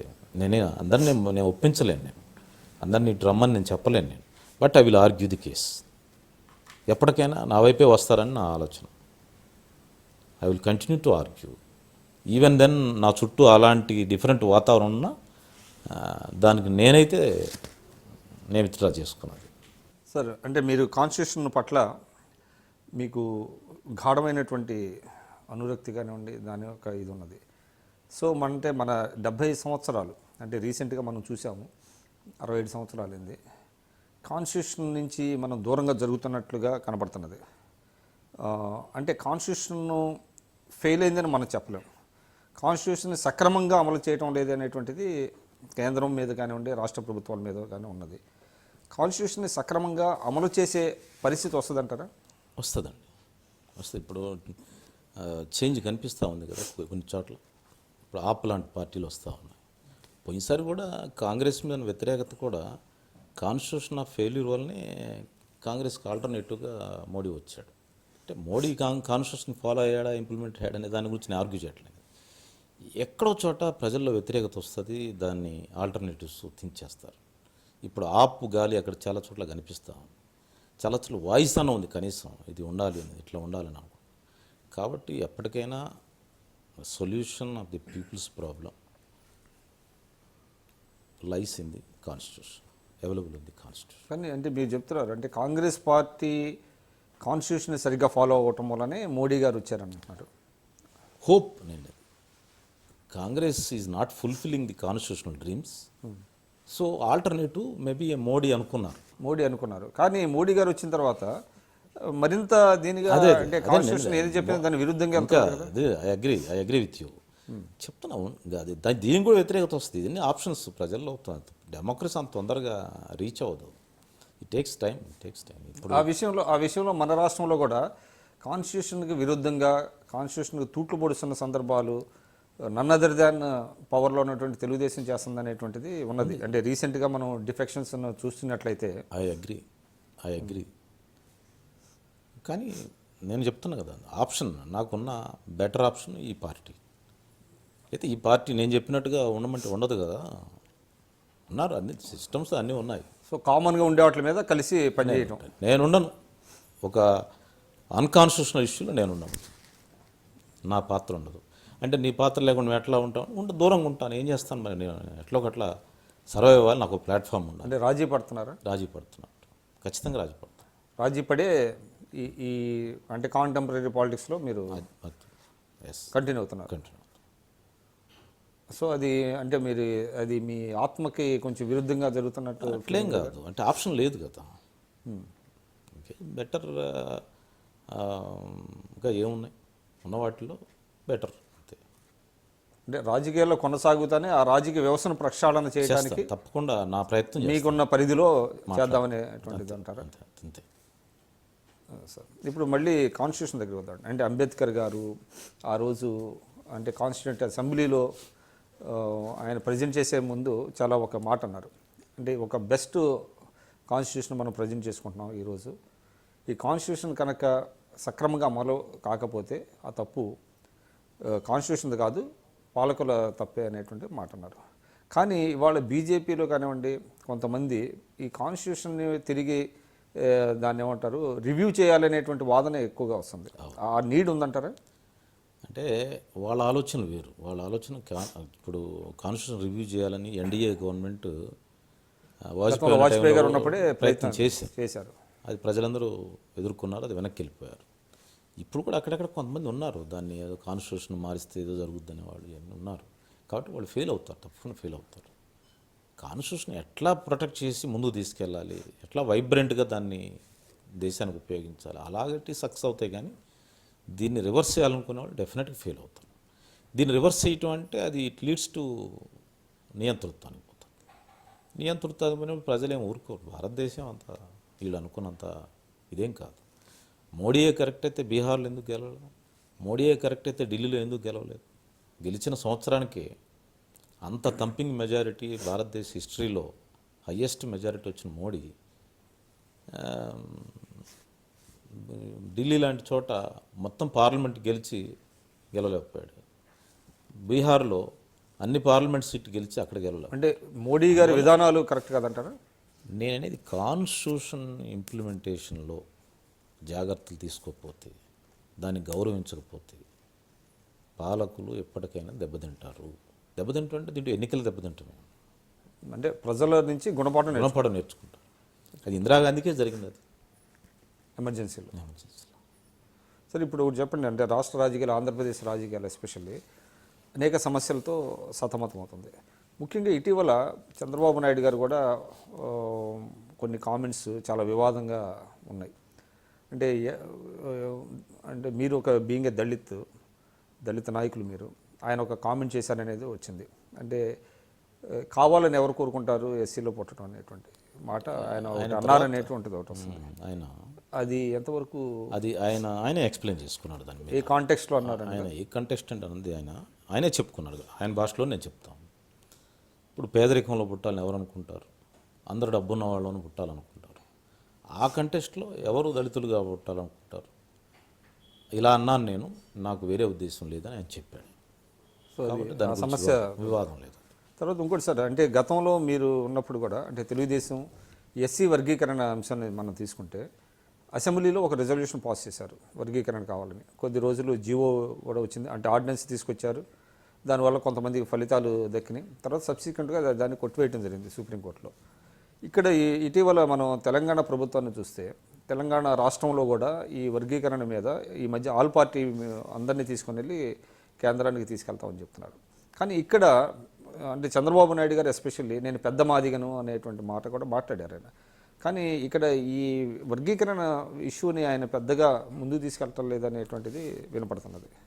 అంటే అటువంటి ఆరోపణలు కూడా వస్తున్నాయి. అంటే దానికి ఇప్పుడు చారిత్రక ఒక 70 సంవత్సరాలు జరిగిన తర్వాత రిజర్వేషన్ ఇంప్లిమెంటేషన్ జరిగిన తర్వాత రిజర్వేషన్లు ఒక్కొక్క రాష్ట్రంలో ఒక్కొక్క వర్గం అనుభవిస్తూ ఉంది. చాలా వర్గాలు రిజర్వేషన్లు అందక సామాజిక న్యాయం కావాలని వాళ్ళు బాధపడుతూ ఉన్నారు, ఉద్యమాలు చేస్తూ ఉన్నారు.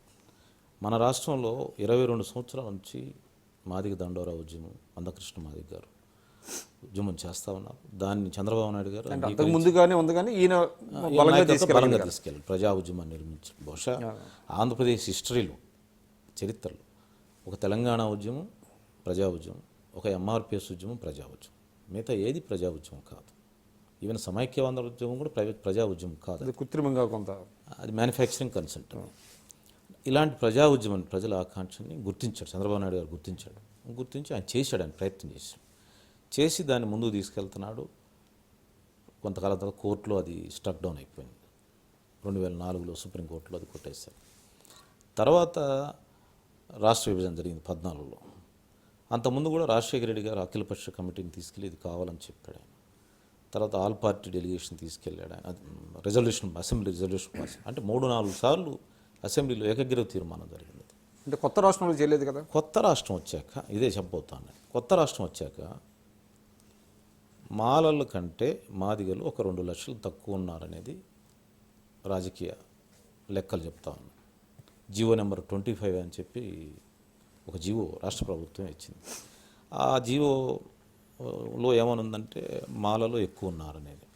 తర్వాత ఏంటంటే మాలలు ఇక్కడ రాజకీయంగా కొంచెం వాయిస్ ఉన్నవాళ్ళు, ఉద్యోగాల్లో లేకపోతే చదువుకున్న వాళ్ళు ఎక్కువ మంది ఉన్నారు. ఈ రిజర్వేషన్ వ్యతిరేకిస్తూ ఉన్నారు. వాళ్ళు దళితులంతా ఐక్యంగా ఉండాలి, విడిపోకూడదు, వర్గీకరణ వద్దని చెప్తా ఉన్నారు. మాదిగలు ఏమంటున్నారంటే, ఎంఆర్పిఎస్ ఉద్యమం ఏమంటుందంటే, విడిపోతే మాకట్లా అవకాశాలు వస్తాయి, ఉమ్మడిగా ఉన్నప్పుడు మీరే తీసుకుంటున్నారు, మాకు కూడా అవకాశాలు కల్పించని వీళ్ళు అడుగుతాం. ఈ సమస్య మీద ముఖ్యమంత్రి గారు ఇంకా దృష్టి సారించలేదు, ఒక పాలసీ డెసిషన్ తీసుకోలేదు. ఇక్కడున్న ఆ ఇంప్లికేషన్స్, ఇక్కడున్న పొలిటికల్ ఇంప్లికేషన్స్ అంటారు. అంటే ఓన్లీ ఓట్ల రాజకీయమా?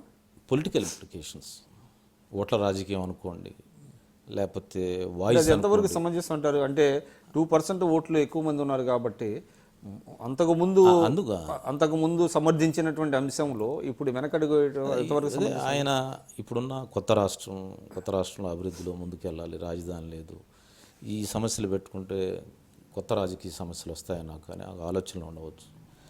అదిగాక వాళ్ళకు చదువుకున్న వాళ్ళు ఐఏఎస్లు, ఐపీఎస్లు, లేకపోతే పార్లమెంటు అంతా కొంచెం రాజకీయం కూడా ఉన్నవాళ్ళు ఉన్నారు. ఈ కొత్త సమస్యలోకి వెళ్ళటం ఆయనకి ఇష్టం లేదు. కాబట్టి ఈ మెయింటైన్ న్యూట్రాలిటీ, నాట్ అపోజింగ్. ఆయన బేసిక్ ప్రిన్సిపల్ని అపోజ్ చేయలేదు. ఆయన బేసిక్గా బట్ మౌనంగా ఉన్నటువంటి అపోజ్ చేయటమే కదా అని ఒక జెన్యూన్ కాజు. ఇది సమయం మీరు అంటే పార్టీయే తీసుకుంది, ఆయన ముఖ్యమంత్రిగా ఉన్నప్పుడే తీసుకున్నారు, అది జెన్యూన్ కాజ్ నమ్మాడు తీసుకున్నారు. ఎన్నికల ముందు he made it a very big issue, ఆయనే చెప్పారు ఆయన. మరి అధికారంలోకి వచ్చిన తర్వాత దాన్ని ఇప్పుడున్న ఇంప్లికేషన్స్, కాంప్లికేషన్స్లో is maintaining a stand still programme. Status quo stand still అంటే అట్లా ఉన్నాడు. అంటే ఏం చేస్తే ఎట్లా ఉంటుందో అనే ఒక ఆలోచన ఉండవచ్చు ఆయనకి, ఉండవచ్చు. సమయం వస్తుంది. ఇప్పుడు భారతదేశం అంతా, కర్ణాటక ప్రభుత్వం, కాంగ్రెస్ ప్రభుత్వం, ముఖ్యమంత్రి బహిరంగ సభలో, అసెంబ్లీలో నేను వర్గీకరణ కట్టుబడి ఉన్నాను, నేను అఖిల పక్షాన్ని తీసుకెళ్తాను. టీఆర్ఎస్ ప్రభుత్వం ఒప్పుకుంది, తమిళనాడు ప్రభుత్వం ఒప్పుకుంది, ఉత్తరప్రదేశ్ ప్రభుత్వం ఒప్పుకుంది, ములాయం సింగ్ యాదవ్ ఒప్పుకున్నాడు, బీహార్ ప్రభుత్వం ఒప్పుకుంది, నితీష్ కుమార్ ఆయన లెటర్ రాస్తాడు, ఆయన బయలుదేరుతున్నాడు రేపు, ఆయన పార్టీ మెంబర్స్ అందరూ సపోర్ట్ చేస్తారు. పంజాబ్, హర్యానా, భారతదేశంలో అన్ని రాష్ట్రాల్లో కూడా ఏదో ఒక కులం ఇక్కడ ఎంఆర్పిఎస్ వాళ్ళు అక్కడ అనుభవిస్తున్నారు, అక్కడ వద్దంటున్నారు. అక్కడ ఆ రాష్ట్రాల్లో వాళ్ళకి అడ్వాంటేజ్ ఉంది. కానీ ఆ రాష్ట్రాల్లో వెనుకబడిన వాళ్ళు, అంటే ఇక్కడ ఏ విధంగా అయితే మాలమహానాడు అపోజ్ చేస్తుందో అలాంటి కులాలు, అలా ఎంఆర్పిఎస్ అక్కడ లబ్ధి కులం, వాళ్ళు అక్కడ వద్దంటున్నారు. అయినా కానీ అన్ని రాజకీయ ఒక జాతీయ విధానం వస్తుంది. వెంకయ్యనాయుడు గారు కూడా దాని మీద మాట్లాడుతూ ఉన్నాడు, ప్రధానమంత్రి గారు కూడా మాట్లాడాడు. వాళ్ళు ఇంటర్నల్ వెంకయ్యనాయుడు గారు సభలో పార్టిసిపేట్ చేశారు, ప్రభుత్వం కట్టుబడి ఉందని చెప్పారు. అయినప్పటికీ నేను అనుకోవటం ఇప్పుడున్న సమావేశాల్లో కూడా, పార్లమెంట్ సమావేశాల్లో కూడా ఆ బిల్లుని తీసుకొచ్చేటువంటి అవకాశం కనపడతలేదు. ఎలక్షన్స్ ఉన్నాయి కదా, ఎలక్షన్స్ అయిపోయిన తర్వాత అంటే మీకుందా are you confident that this government definitely will do అని? ది సోషల్ జస్టిస్ అనేది ఎప్పుడు ఆగదండి. Indian constitution is not letters, ఒక బుక్ కాదు అది, ఆర్గానిక్ కాన్స్టిట్యూషన్. అది దానికి ఒక లైవ్నెస్ ఉంది, దానికి ఎప్పుడు గ్రో అవుతూ ఉంటుంది కాన్స్టిట్యూషన్. ఈ రిజర్వేషన్లే కాదు, ఏ విధానమైన ఒక్కడ స్టేటస్కు అక్కడే ఉండదు అది ఎప్పుడు కూడా. తప్పకుండా భారతదేశంలో ఇప్పుడు కాకపోతే ఎప్పటికైనా అది అయి తీరాల్సిందే, లేకపోతే రిజర్వేషన్ పాలసీ వేస్ట్ అయిపోతుంది. రిజర్వేషన్ కింద వాడికి అందనప్పుడు ఆ రిజర్వేషన్ ఎందుకు? కానీ దాని కొంతమంది అనుభవించిన రిజర్వేషన్ అయితే అంటే అది కాదు ఆ రిజర్వేషన్ సార్. విధానం మీరు అంబేద్కర్కి వ్యతిరేకం అది. మీరు చెప్తున్నది ఏంటంటే sooner or later it is going to be implemented అనేది మీరు చెప్తున్నారు. బై ద టైం దిస్ అంటే ఇనార్డినేట్ డిలే వల్ల ఎవరికైతే రిజర్వేషన్ ఫలాలు రావాలో వాళ్ళకి అన్యాయం జరుగుతుంది కదా. మీరు అనేది ఖచ్చితంగా దానికి కొంత కన్సెషనెస్ వస్తూ ఉంది. అన్ని రాజకీయ పార్టీలు ఒప్పుకున్నాయి. కొంతమంది ఇండివిజువల్స్ ఉంటారు, ఎప్పుడు ఉంటారు. స్వతంత్రోద్యమ టైంలో కూడా మీరు Gandhi Ambedkar debate, Poona pack debate తీసుకుంటే కూడా రిజర్వేషన్ కావాలని అంబేద్కర్ అన్నాడు, రిజర్వేషన్ వద్దని గాంధీ ఫాలోయర్స్ అన్నారు. అయినా ఒక కాంప్రమైజింగ్ ఫార్ములా వచ్చింది కదా, ఏ విధంగా రిజర్వేషన్ ఉండాలో వచ్చేసింది కదా. అలాగని ఎప్పుడు కూడా అంటే దళిత ఓటు నియోజకవర్గాలు ఉండాలనేటువంటి దాని మీద అప్పుడు అది పూనా ప్యాక్. తర్వాత రిజర్వేషన్ల మీదనే Champakam Dorairajan versus state of Tamil Nadu అని చెప్పి ఒక కేసులో సుప్రీంకోర్టు రిజర్వేషన్ ఉండడానికి వీలేదని చెప్పింది. కానీ తమిళనాడులోనే ఈరోజు 70%, 69% రిజర్వేషన్ అమలు జరుగుతుంది. అందువల్ల రిజర్వేషన్లు కిందవాడికి అందకుండా ఆ రిజర్వేషన్ విధానం ఉండదు. అది అంబేద్కర్ యొక్క ఆశయాలకు విరుద్ధం. కిందవాడికి ఎలా సహాయం చేయాలో ఎప్పుడు కూడా భారతదేశం బీసీ రిజర్వేషన్ వచ్చాయి మన ఆంధ్రప్రదేశ్లో. బీసీ రిజర్వేషన్ వస్తే ఓసీలు అపోజ్ చేశారు. ఎప్పుడు కూడా ఎక్కువ లబ్ధి పొందేవాడు కిందవాడిని వద్దని చెప్తాడు, కలిసి ఉందామని చెప్తాడు. ఇప్పుడు స్టేట్లో సార్ అంటే మీరు చూస్తున్నారు కాపు రిజర్వేషన్లదే ఒక పెద్ద అంశంగా కాపులు బీసీలో చేర్చాలనేటువంటిది. అది అన్ని పార్టీలు తమ మేనిఫెస్టోలో పెట్టి చంద్రబాబు నాయుడు గారు ఒక ముందు అడుగేసి ఒక కాపు కార్పొరేషన్ ఏర్పాటు చేస్తామని చెప్పారు. సరే, ముద్రగడ పద్మనాభం గారు దాని మీద ఒక ఆందోళన చేస్తున్నారు, బీసీలేమో దాన్ని వ్యతిరేకిస్తున్నాయి. అంటే ఈ నేపథ్యంలో ఇది పెద్ద సమస్యగా మారింది రాష్ట్రంలో. కానీ చంద్రబాబు నాయుడు గారు ఏమంటున్నారంటే కొన్ని పార్టీలు కులాలని మతాలని రెచ్చగొడుతున్నాయి అంటున్నారు. అది అంటే ఇచ్చినదేమో హామీ వారే ఆ మాట అంటే ఎట్లాగా? అంటే మీరు ఒక సోషల్ జస్టిస్ అంటే కోసం ప్రయత్నిస్తున్న వ్యక్తిగా మీరు ఆయన కంటెస్ట్ ఏంటంటే ఒక కమిటీ, సదాశివన్ కమిటీ వేసాము. ఆ కమిటీ రిపోర్ట్ రాకుండా మంజునాథన్ కమిటీ వేసాను. మంజునాథన్ కమిటీ రిపోర్ట్ రాకుండా ఈ విషయం ముందుకెళ్ళలేము. ఆ రిపోర్ట్ కోసం వెయిట్ చేస్తున్నాము. ఈ లోపు కొందరు కులాలను రెచ్చగొడతా ఉన్నారు, అది చేయొద్దు అని అంటున్నాడు. As a ruler, as a state administrator, chief minister అదే కోరుకుంటాడు ఆయన. కానీ అది వేయటానికి కూడా చాలా సమయం తీసుకున్నారు కదా. ఓకే, దాదాపు 3 ఏళ్ళు వస్తుంది. ప్రాసెస్లో డిలే అయి ఉండవచ్చు, కానీ అది జరుగుతూ ఉంది. అయితే నా ప్రతిపాదన ఏంటంటే కాపు రిజర్వేషన్ ప్రాబ్లంకి నా వ్యక్తిగత ప్రతిపాదన, బీసీలకి నష్టం జరగకుండా కాపులకు రిజర్వేషన్ ఇవ్వాలంట. అంటే 50% దాటుతుంది. కాబట్టి ఈ సమస్యకి కేంద్ర ప్రభుత్వం ఎక్కడో పరిష్కారం చూపించాలి పార్లమెంటు. ఇటు తెలంగాణలో కూడా ముస్లిమ్స్కి 12% అంటున్నారు, ఎస్టీలకు 14% అంటున్నారు, ఏదో మాట్లాడుతున్నారు, చెప్తా ఉన్నారు. వీటన్నిటికీ పరిష్కారం పార్లమెంటు చట్టం చేయాల్సిందే ఏ రోజుకైనా. అందుకని నేను ఏమంటున్నానంటే ప్రపోర్షనేట్ రిప్రజెంటేషన్ అది రాజ్యాంగ సభలో కూడా జరిగింది, కొన్ని కారణాల వల్ల తీసుకోలేకపోయిన నిర్ణయం. ప్రతి విషయంలో ప్రభుత్వానికి సంబంధించిన ఉద్యోగాలు, నిధులు, లేకపోతే పార్లమెంట్ అసెంబ్లీ సీట్స్లో ప్రపోర్షనేట్ రిప్రజెంటేషన్ అనే థియరీ రావాలి. ప్రతి జనాభా స్థూలంగా వాళ్ళ నిష్పత్తి ప్రకారంగా రిప్రజెంట్ చేయగలిగితే ఈ సమస్యకు పరిష్కారం దొరుకుతుంది. తప్పకుండా జాతీయ స్థాయిలో దీని మీద డిబేట్ జరగాలి, దీనికి ఒక ముగింపు పలకాలి. ఈరోజు మహారాష్ట్రలో మరాఠులు కావాలని అడుగుతూ ఉన్నారు, జాట్లు కావాలని అడుగుతూ ఉన్నారు, పటేల్స్ కావాలని అడుగుతూ ఉన్నారు. అంటే అగ్రవర్ణాలుగా ఉండే పటేల్స్ ప్రపంచవ్యాప్తంగా వ్యాపార రంగంలో రాణించిన కమ్యూనిటీ కూడా మాకు రిజర్వేషన్ కావాలంట. అది రిజర్వేషన్ ఏదో ఉందనుకుంటున్నారు. నేనేమంటున్నానంటే వాళ్ళకి రిజర్వేషన్ వద్దంటున్నాను నేను. ప్రపోర్షనేట్ రిప్రజెంటేషన్, వాళ్ళ జనాభా ఎంత ఉంటే అంతవరకు వాళ్ళకి, కాపులు ఎంత ఉంటే అంతవరకు వెళ్ళాలి, కమ్మలు ఎంత ఉంటే అంతవరకు. అంటే irrespective of BC, OC, SC, ST అంటారు, అన్నిటికీ అందరికీ రిజర్వేషన్ ఉండాలి, అందరికీ రిప్రజెంటేషన్ ఉండాలి, ఇంక్లూడింగ్ అగ్రవర్ణాలు వాళ్ళ ప్రాతిపదిక వాళ్ళకు ఉండాలి. అంటే ఓబీసీ అంటే ఎకనామికలీ బ్యాక్వర్డ్ కాకుండా అసలు మొత్తానికి ఇవ్వాలంటే మొత్తం ఇంకా ఓబీసీ లేదు, ఇది లేదు. ఆ పాలసీ రిజర్వేషన్ పాలసీ అంటే అది ప్రొటెక్టివ్ డిస్క్రిమినేషన్ దాని కాన్స్టిట్యూషన్లో అంబేద్కర్ ఇప్పుడున్న ప్రజెంట్ రిజర్వేషన్ ఏంటంటే ఎస్సీ ఎస్టీలు కింద పడి ఉన్నారు, కింద 4,000 సంవత్సరాలుగా అణిచివేయబడినారు, వాళ్ళని పైకి తేవాలనేది ఆలోచన. ఇప్పుడు పటేల్స్ జాట్స్ వీళ్ళు చేస్తుంది ఏంటంటే మాకు అవకాశాలు రావట్లేదు, మాకు రిజర్వేషన్లు ఉంటే అవకాశాలు వస్తాయని వాళ్ళు అంటున్నారు. మరి వాళ్ళ సమస్య కూడా పరిష్కరించాలి కదా. కాబట్టి నేనేమంటున్నాను, ఇన్ టోటో మొత్తం ఎన్నికల విధానంలో మార్పులు రావాలి, రాజకీయ ఆలోచనలో మార్పు రావాలి, మొత్తం పాలసీలో మార్పు రావాలి. ప్రపోర్షనేట్ రిప్రజెంటేషన్ అనేది వస్తే ఈ దేశానికి ఈ సమస్య నుంచి బయటపడటానికి అంటే ప్రపోర్షనేట్ రిప్రజెంటేటివ్ వస్తే సార్ అంటే ఒకటి చెప్పండి, అప్పుడు ప్రతిభకి ఎక్కడ స్థానం ఉంది?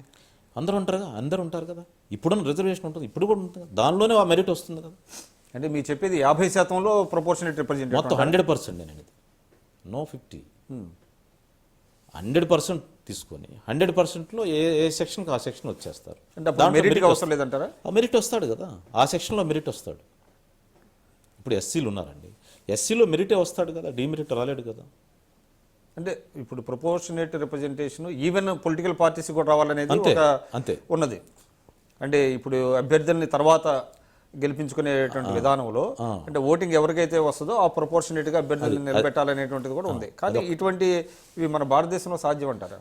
చేసుకోవాలి, మాట్లాడుకోవాలి, మనం చర్చించాలి, డిబేట్ చేయాలి, సాధ్యం చేసుకోవాలి. లేకపోతే ఇప్పుడు పటేల్ లాంటి వాళ్ళు మాకు రిజర్వేషన్ కావాలంటే, మరాఠులు లాంటి వాళ్ళు బలమైన సెక్షన్స్ భూస్వాములు మరి కింద వర్గాలను అణిచివేసేవాళ్ళు మాకు రిజర్వేషన్ కావాలంటే, వాళ్ళు కూడా రిజర్వేషన్ ఇవ్వాలంటే ఎట్లా?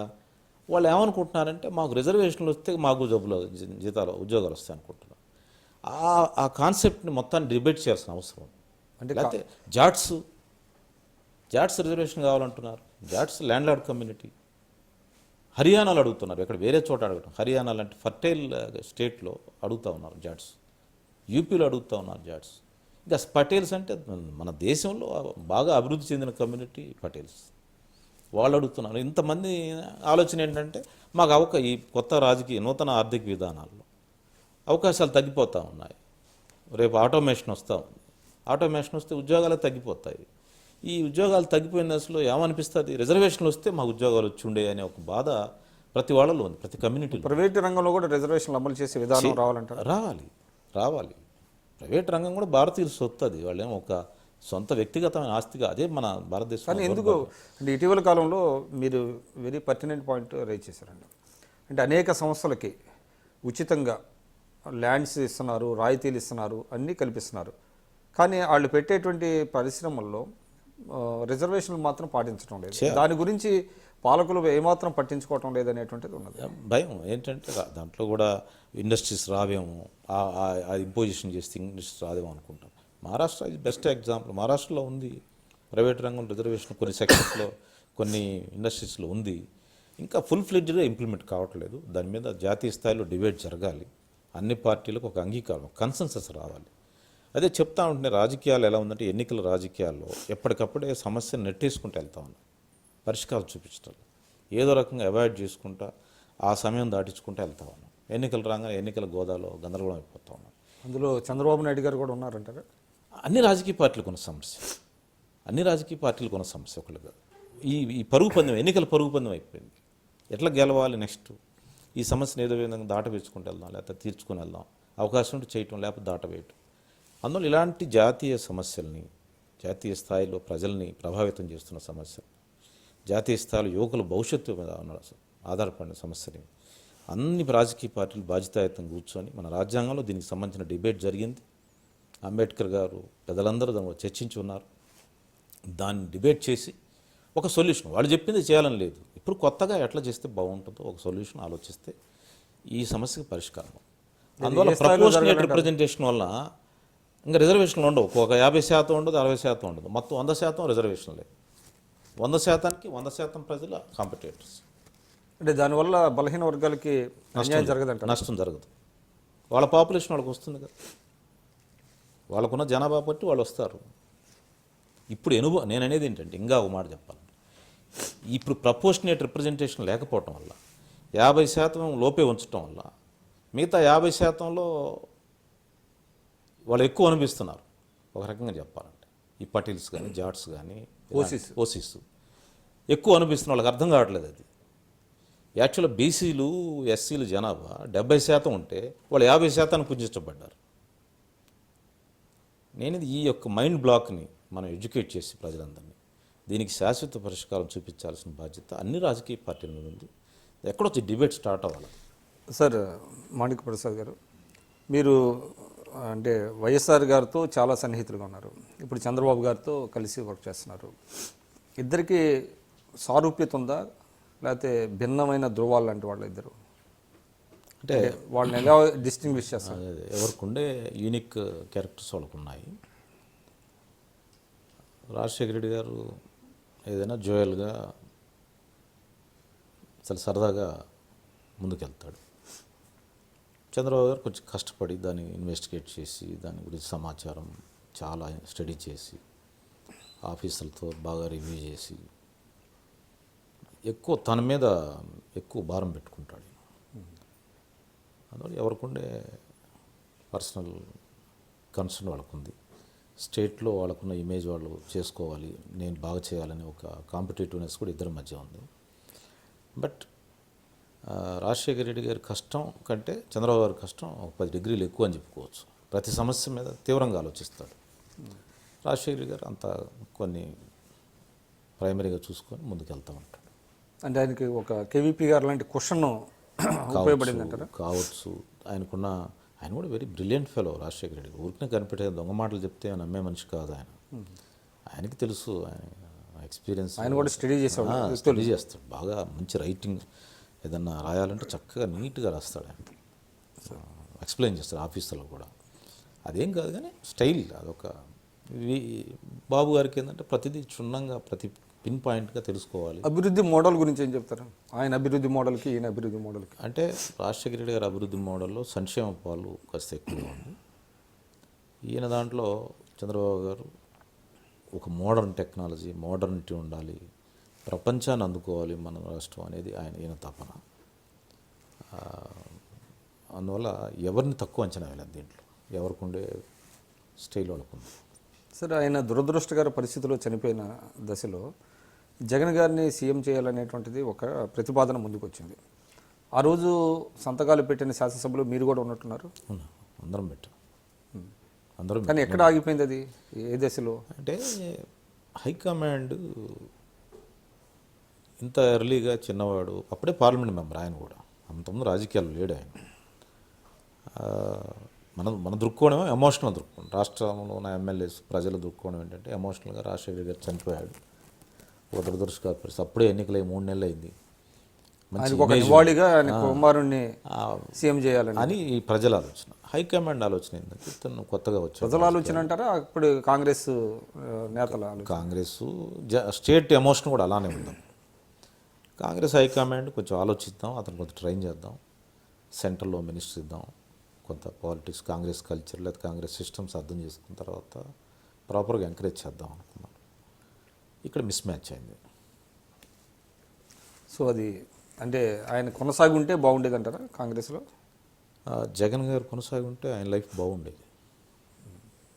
కానీ ఆయన తన మాట వినలేదని కాంగ్రెస్ అధిష్టానం ఆయన మీద కేసులు వేయటం, సిబిఐ ఎంక్వైరీలు వేయించడం ఎంతవరకు సమంజసం అంటారు? అంటే ఇంకా ఆ పరిణామాలు అట్లనే వెళ్తాయి. అది ఎంతవరకు సమంజసం అనేది అక్కడేం చూడలేము. So no fair game in no fair game. అక్కడ ఫెయిర్ గేమ్ ఈయన అలానే ఢీకొన్నాడు. అలానే వాళ్ళు ఇచ్చిన అవకాశాన్ని ఈయన ఖాతరు చేయలేదు. వాళ్ళు కేంద్రంలో అవకాశం ఇస్తూ ఉన్నారు. అప్పుడు తెలంగాణ కావాలనే ఆకాంక్ష అక్కడ బాగా ఉంది. తెలంగాణ నాయకత్వం వెళ్ళి జగన్ ఉంటే తెలంగాణ రాదు, తెలంగాణ అడ్డుపడతాడు అనే దృక్కోణంలో వాళ్ళంతా, అంటే తెలంగాణ నేతలంతా కూడా వెళ్ళి ఇతను వ్యతిరేకంగా, జగన్ గారికి వ్యతిరేకంగా చెప్తా ఉన్నారు. ఈ పరిస్థితుల్లో ఆయన ఒక బ్యాలెన్స్ వ్యూ తీసుకోవాల్సింది. ఆయన జగన్ గారు తీసుకోలేక ఎమోషనల్గా ఆయనకున్న ఫాలోయింగ్, ఆయనకున్న జనాన్ని చూసుకొని ఆయన హైకమాండ్ మీద తిరుగుబాటు చేశాడు. ఆ పరిణామాలు అట్లా వెళ్ళిపోయినాయి. కేసులు ఎవరు పెట్టారు అనేది చట్టం, కోర్టు ఇవన్నీ తర్వాత జరిగినాయి కదా. అందువల్ల ఎవరు పెట్టారనే కంటే కూడా పరిణామాలు అలా వెళ్లకుండా జగన్ గారు కంట్రోల్ చేసుకుని ఉంటే బాగుండేది. కానీ జగన్ గారిని చూసి తెలుగుదేశం ఎందుకు అంత భయపడుతుంది? అంటే ఇటీవల మనం చూస్తున్నాం, అసెంబ్లీలో కానివ్వండి, ఆయన లేచి మాట్లాడాలి అనగానే వీళ్ళు మంత్రులు కానివ్వండి అందరూ లేచి మీరు అవినీతి పరులు 1,00,000 కోట్లు అని ఇదంతా కొంత డిఫెన్స్లో పడినట్టు కనబడతలేదంటారా? అంటే ఇప్పుడున్న అసెంబ్లీలో ఒక 10% ఆఫ్ ది పీపుల్ తప్పితే అందరూ కూడా చాలా యంగ్ అండ్ ఎలాంటి రాజకీయ నేపథ్యం లేని వాళ్ళు, ఏదో వ్యాపార రంగం లేకపోతే రియల్ ఎస్టేట్ రంగం, న్యూ రిచ్ వాళ్ళంతా వచ్చారు వాళ్ళు అండ్ బోత్ పార్టీస్లో. అందువల్ల ఆ ఎటికెసీస్ వాళ్ళకి అంత తెలియదు వాళ్ళకి. కాబట్టి ఇంకా లేచి గోల్ చేయటమే అసెంబ్లీలో గొప్పతనం, అదే అనే దృక్కోణంలో ఉన్నారు. కానీ చంద్రబాబు నాయుడు గారు కూడా ఎవరైతే జగన్ గారిని ఎక్కువగా తిడతారో వాళ్ళకి ఎక్కువ ప్రాధాన్యత ఇస్తున్నట్టుంది. వాళ్ళే బాగా పనిచేస్తున్నారనే కితాబు కూడా ఇస్తున్నారు. అంటే అది ఒక క్రైటీరియా అయిపోయింది. అట్లా అని కాదు, కానీ జనరల్గా ప్రతిపక్షంలో అధికార పక్షం ప్రతిపక్షంలో జగన్ గారు కూడా అంతే చేయొచ్చు. ఎవరైతే తెలుగుదేశాన్ని ఎక్కువగా అటాక్ చేస్తున్నారో వాళ్ళతోనే బాగుండి ఉండొచ్చు. అది హ్యూమన్ నేచర్. అది దీన్ని ఎవరిని పట్టుకోలేము దీనికి. కానీ దీనిలో అన్ని ఉభయ పక్షాలు కూడా ఆ సిస్టమ్స్ని గౌరవించాల్సిన అవసరం ఉంది. లేకపోతే భవిష్యత్తులో ఇంకా రేపు నయం ముఖ్యమంత్రి అయ్యాడు అనుకోండి, మేబీ పాసిబుల్ ఎవరైనా అయ్యాడు అనుకోండి అలాంటి. అంటే you are drawing a parallel between two leaders. అంటే మీరు ఎలాగా సంబంధించి నేననేది అంటే ఎవరైనా ఇన్స్టిట్యూషన్స్ని ప్రొటెక్ట్ చేస్తే అది ఫ్యూచర్ జనరేషన్స్కి ఒక మోడల్స్గా ఉంటాయి. ఎవరైనా ఇన్స్టిట్యూషన్స్ని డిమాలిష్ చేస్తే అవి రేపు వాళ్ళకే నష్టం చేకూరుస్తాయి. అది నా స్టడీ. అంటే అది డిమాలిష్ చేసిన దాంట్లో ఎవరున్నారని మీ అభిప్రాయం? ఒక్కొక్కరు ఒక సందర్భంలో ఉన్నారు.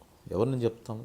ఇప్పుడు అధికార పక్షం ఉంటుంది అనుకోండి, ఒక ముఖ్యమంత్రి గారు అంత ఎక్స్పీరియన్స్ లీడర్, మీ తండ్రి గారి వయసుతో సమానం. ఆయన సంబోధించేటప్పుడు జగన్ గారు ఎలా ఉండాలి, మాట్లాడేటప్పుడు ఎలా ఉండాలి, అది ఉండదు. అది లేనప్పుడు వీళ్ళు కూడా అదే స్థాయిలో విరుచుకుపడతా ఉన్నారు. అందువల్ల ఇక్కడ ఎవరి సైడ్ బ్యాలెన్స్ ఉండాలని దాని మీద నేనేమి ఎవరికి చెప్పడం లేదు. In the interest of democracy, in the interest of decency, decorum పోయింది. అది కాపాడుకోవాల్సిన బాధ్యత అందరి మీద ఉందని. సార్, మీరు అంటే తాడికొండ నియోజకవర్గాన్ని గతంలో 2 సార్లు ప్రాతినిధ్యం వహించారు. ఇప్పుడు మీ నియోజకవర్గమే దాదాపుగా అమరావతి క్యాపిటల్ సిటీలో పార్ట్ అనుకుంటున్నాను నేను. ఇక్కడ రైతుల ల్యాండ్ పూలింగ్ విషయంలో రైతులకి ఇప్పుడు చాలా వాళ్ళు రిపెంట్ అవుతున్నారు. ఎందుకు ఇచ్చావు అనేటువంటిది వస్తుంది అనేటువంటిది ఉంది ఒక విమర్శ. ఎంతవరకు కరెక్ట్ అది? అంటే రైతుల్లో అది సమాచారం కొంచెం కరెక్ట్ కాదండి. రైతులు తమ ల్యాండ్కి మంచి వాల్యూ వస్తుంది, తమకి చాలా ప్రాఫిట్ వస్తుంది. చాలామంది వ్యవసాయం చాలా కష్టపడుతున్నారు, వ్యవసాయం అంత ప్రాఫిటబుల్గా లేదు. అనూహ్యంగా రాజధాని రావడం వల్ల భూములు ఇస్తే మాకు మంచి వాల్యూ వస్తున్న ఆస్తిని ఇచ్చారు. ఆ వాల్యూస్లో కొంత అప్ అండ్ డౌన్స్ ఉన్నాయి. కానీ అట్ ది సేమ్ టైం అక్కడ ఇంకో సమస్య ఏంటంటే దళితులకు సంబంధించిన భూములు, ఎస్ఐన్ ల్యాండ్స్, లంక భూములు, లేకపోతే రైతులకు సంబంధించి కూడా కొన్ని ల్యాండ్ రికార్డ్స్ సంబంధించిన విషయాల్లో రెవెన్యూ అధికారులు చాలా లోపాలు చేస్తూ ఉన్నారు. దానిలో చాలా అవకతవకలు జరుగుతూ ఉన్నాయి. దాన్ని ముఖ్యమంత్రి గారు ఎప్పటికప్పుడు సరిచేస్తూ ఉన్నారు. భవిష్యత్తులో అది సరిచేయాల్సిన అవసరం. అధికారుల పరిధిలోనే జరుగుతుందంటారా? రాజకీయ నాయకుల ప్రమేయం లేదా? వాళ్ళు ఎక్కడో ఉంటారు, అది వాళ్ళు ఎవరనేది మనం ఫైండ్ అవుట్ చేయలేం. కానీ బేసిక్గా అధికారులు కదా రేపు బాధ్యత వహించారు. రేపు దాని మీద ఏదైనా ఎంక్వైరీ జరిగితే బాధపడేది అధికారులే కదా. అధికారులు ఈ విషయంలో జాగ్రత్తగా ఉండాలి. కొంత అధికారుల సైడ్ నుంచి వచ్చే పొరపాట్ల వల్లనే ఈ పేపర్లో ఇలాంటి న్యూస్ వస్తూ ఉన్నాయి. ఏదో రైతులు మళ్ళీ రిపెంటెన్స్ అవుతాం. రైతులు చాలా సంతోషంగా ఇచ్చారు, ఇప్పటికి కూడా అదే సంతోషంలో ఉన్నారు. వాళ్ళకి ఇబ్బందులు, మార్కెట్ ఫ్లక్చుయేషన్స్ ఉన్నాయి అంతేగాని. అయితే ప్రాబ్లమ్స్లో ఉన్న రైతులు కొందరు ఉన్నారు, ఎస్సీలకు సంబంధించి, బీసీలకు సంబంధించి, లేదా చిన్న చిన్న ల్యాండ్ డిస్ప్యూట్స్ ఉన్నాయి. వీటికి కారణం రెవెన్యూ అధికారులు అనేది నా అబ్జర్వేషను. నేను చాలామంది హెచ్చరించున్నా కూడా ఇప్పుడు రాజకీయంగా నేను ఇన్వాల్వ్ అయ్యి చేసే పని లేదు అక్కడ. ఎందుకంటే అక్కడ మా పార్టీకి సంబంధించిన వాళ్ళే ప్రాతినిధ్యం వస్తూ ఉన్నారు. నేను వెళ్ళి మళ్ళీ అక్కడ ఏలు పెట్టడం అనేది బాగుండదు. బట్ మీ ద్వారా కూడా నేను చెప్తా ఉన్నాను, ఇది ఎప్పటికైనా చుట్టుకుంటుంది. అధికారులు చుట్టుకుంటుంది. అధికారులు జాగ్రత్తగా దీన్ని 1కి 10 సార్లు ఆలోచించి పరిష్కారం చేయండి.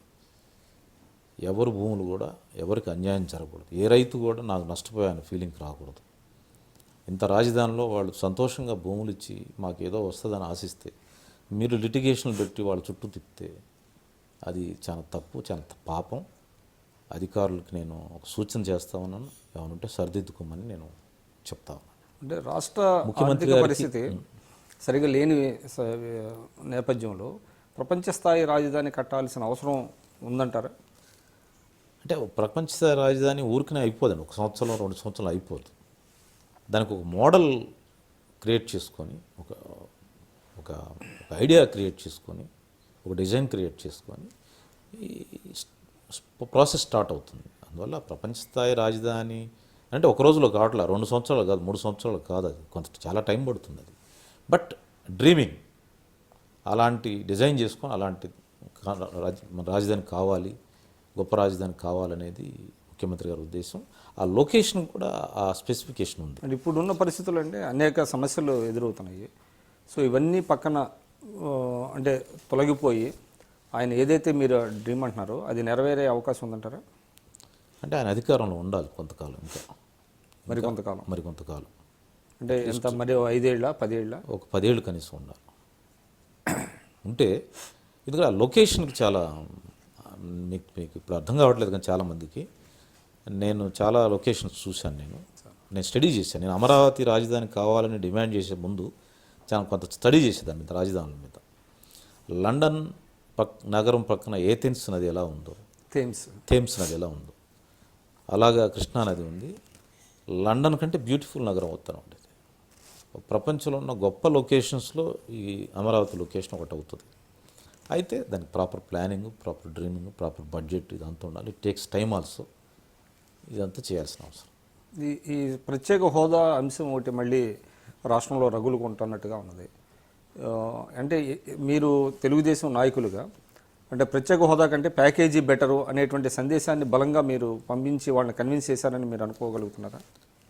అయితే కొంత ప్రత్యేక స్పెషల్ కేటగిరీ స్టేటస్ కావాలనే ఆకాంక్ష యువకుల్లో ఉన్నమాట వాస్తవం, రాష్ట్ర ప్రజలు ఉన్నమాట వాస్తవం. ప్రభుత్వం కూడా దశగా ప్రయత్నం చేసింది.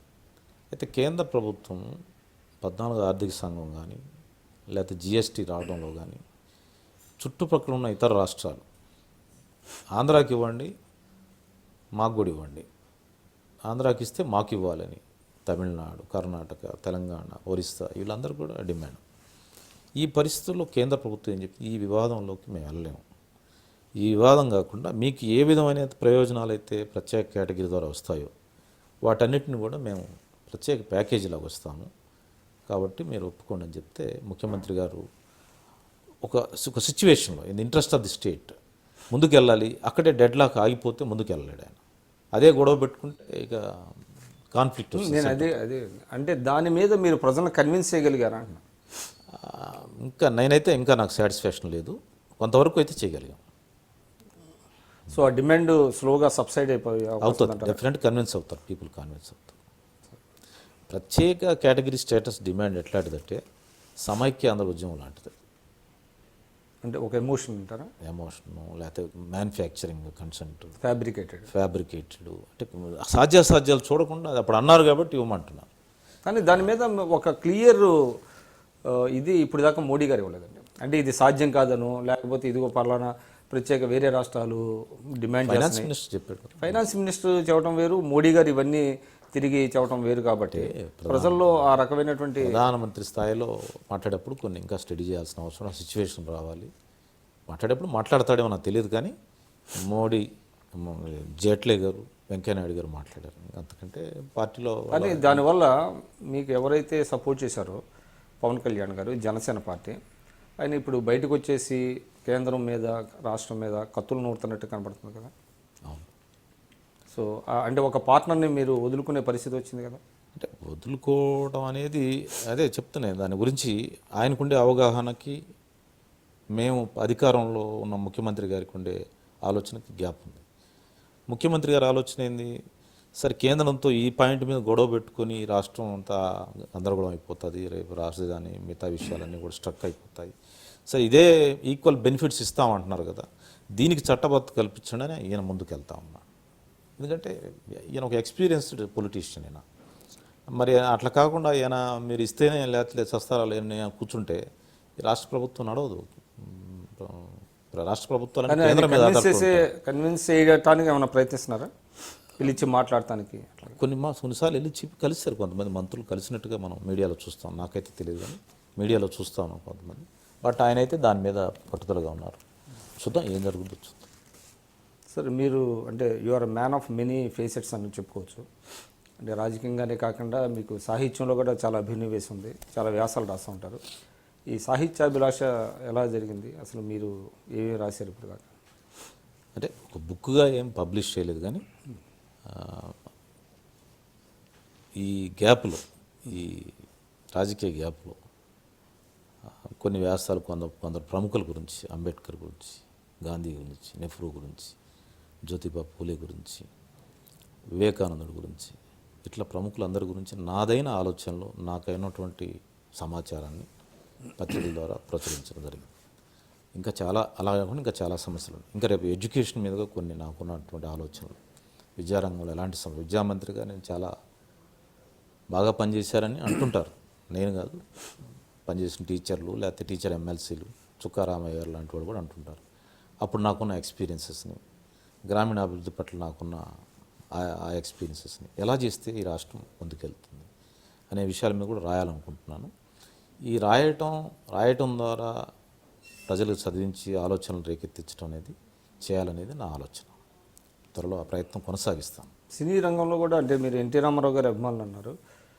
సావిత్రి గారి విగ్రహాన్ని కూడా ఎక్కడో మీరు ప్రతిష్ఠించినట్టుగా గుంటూరులో నాస్ సెంటర్లో సావిత్రి గారి విగ్రహాన్ని కొత్త మిత్రులతో కలిసి ఆ విగ్రహం వేస్తాం. సావిత్రి గారి కూతురు వచ్చారు, కృష్ణరాజు గారు వచ్చారు.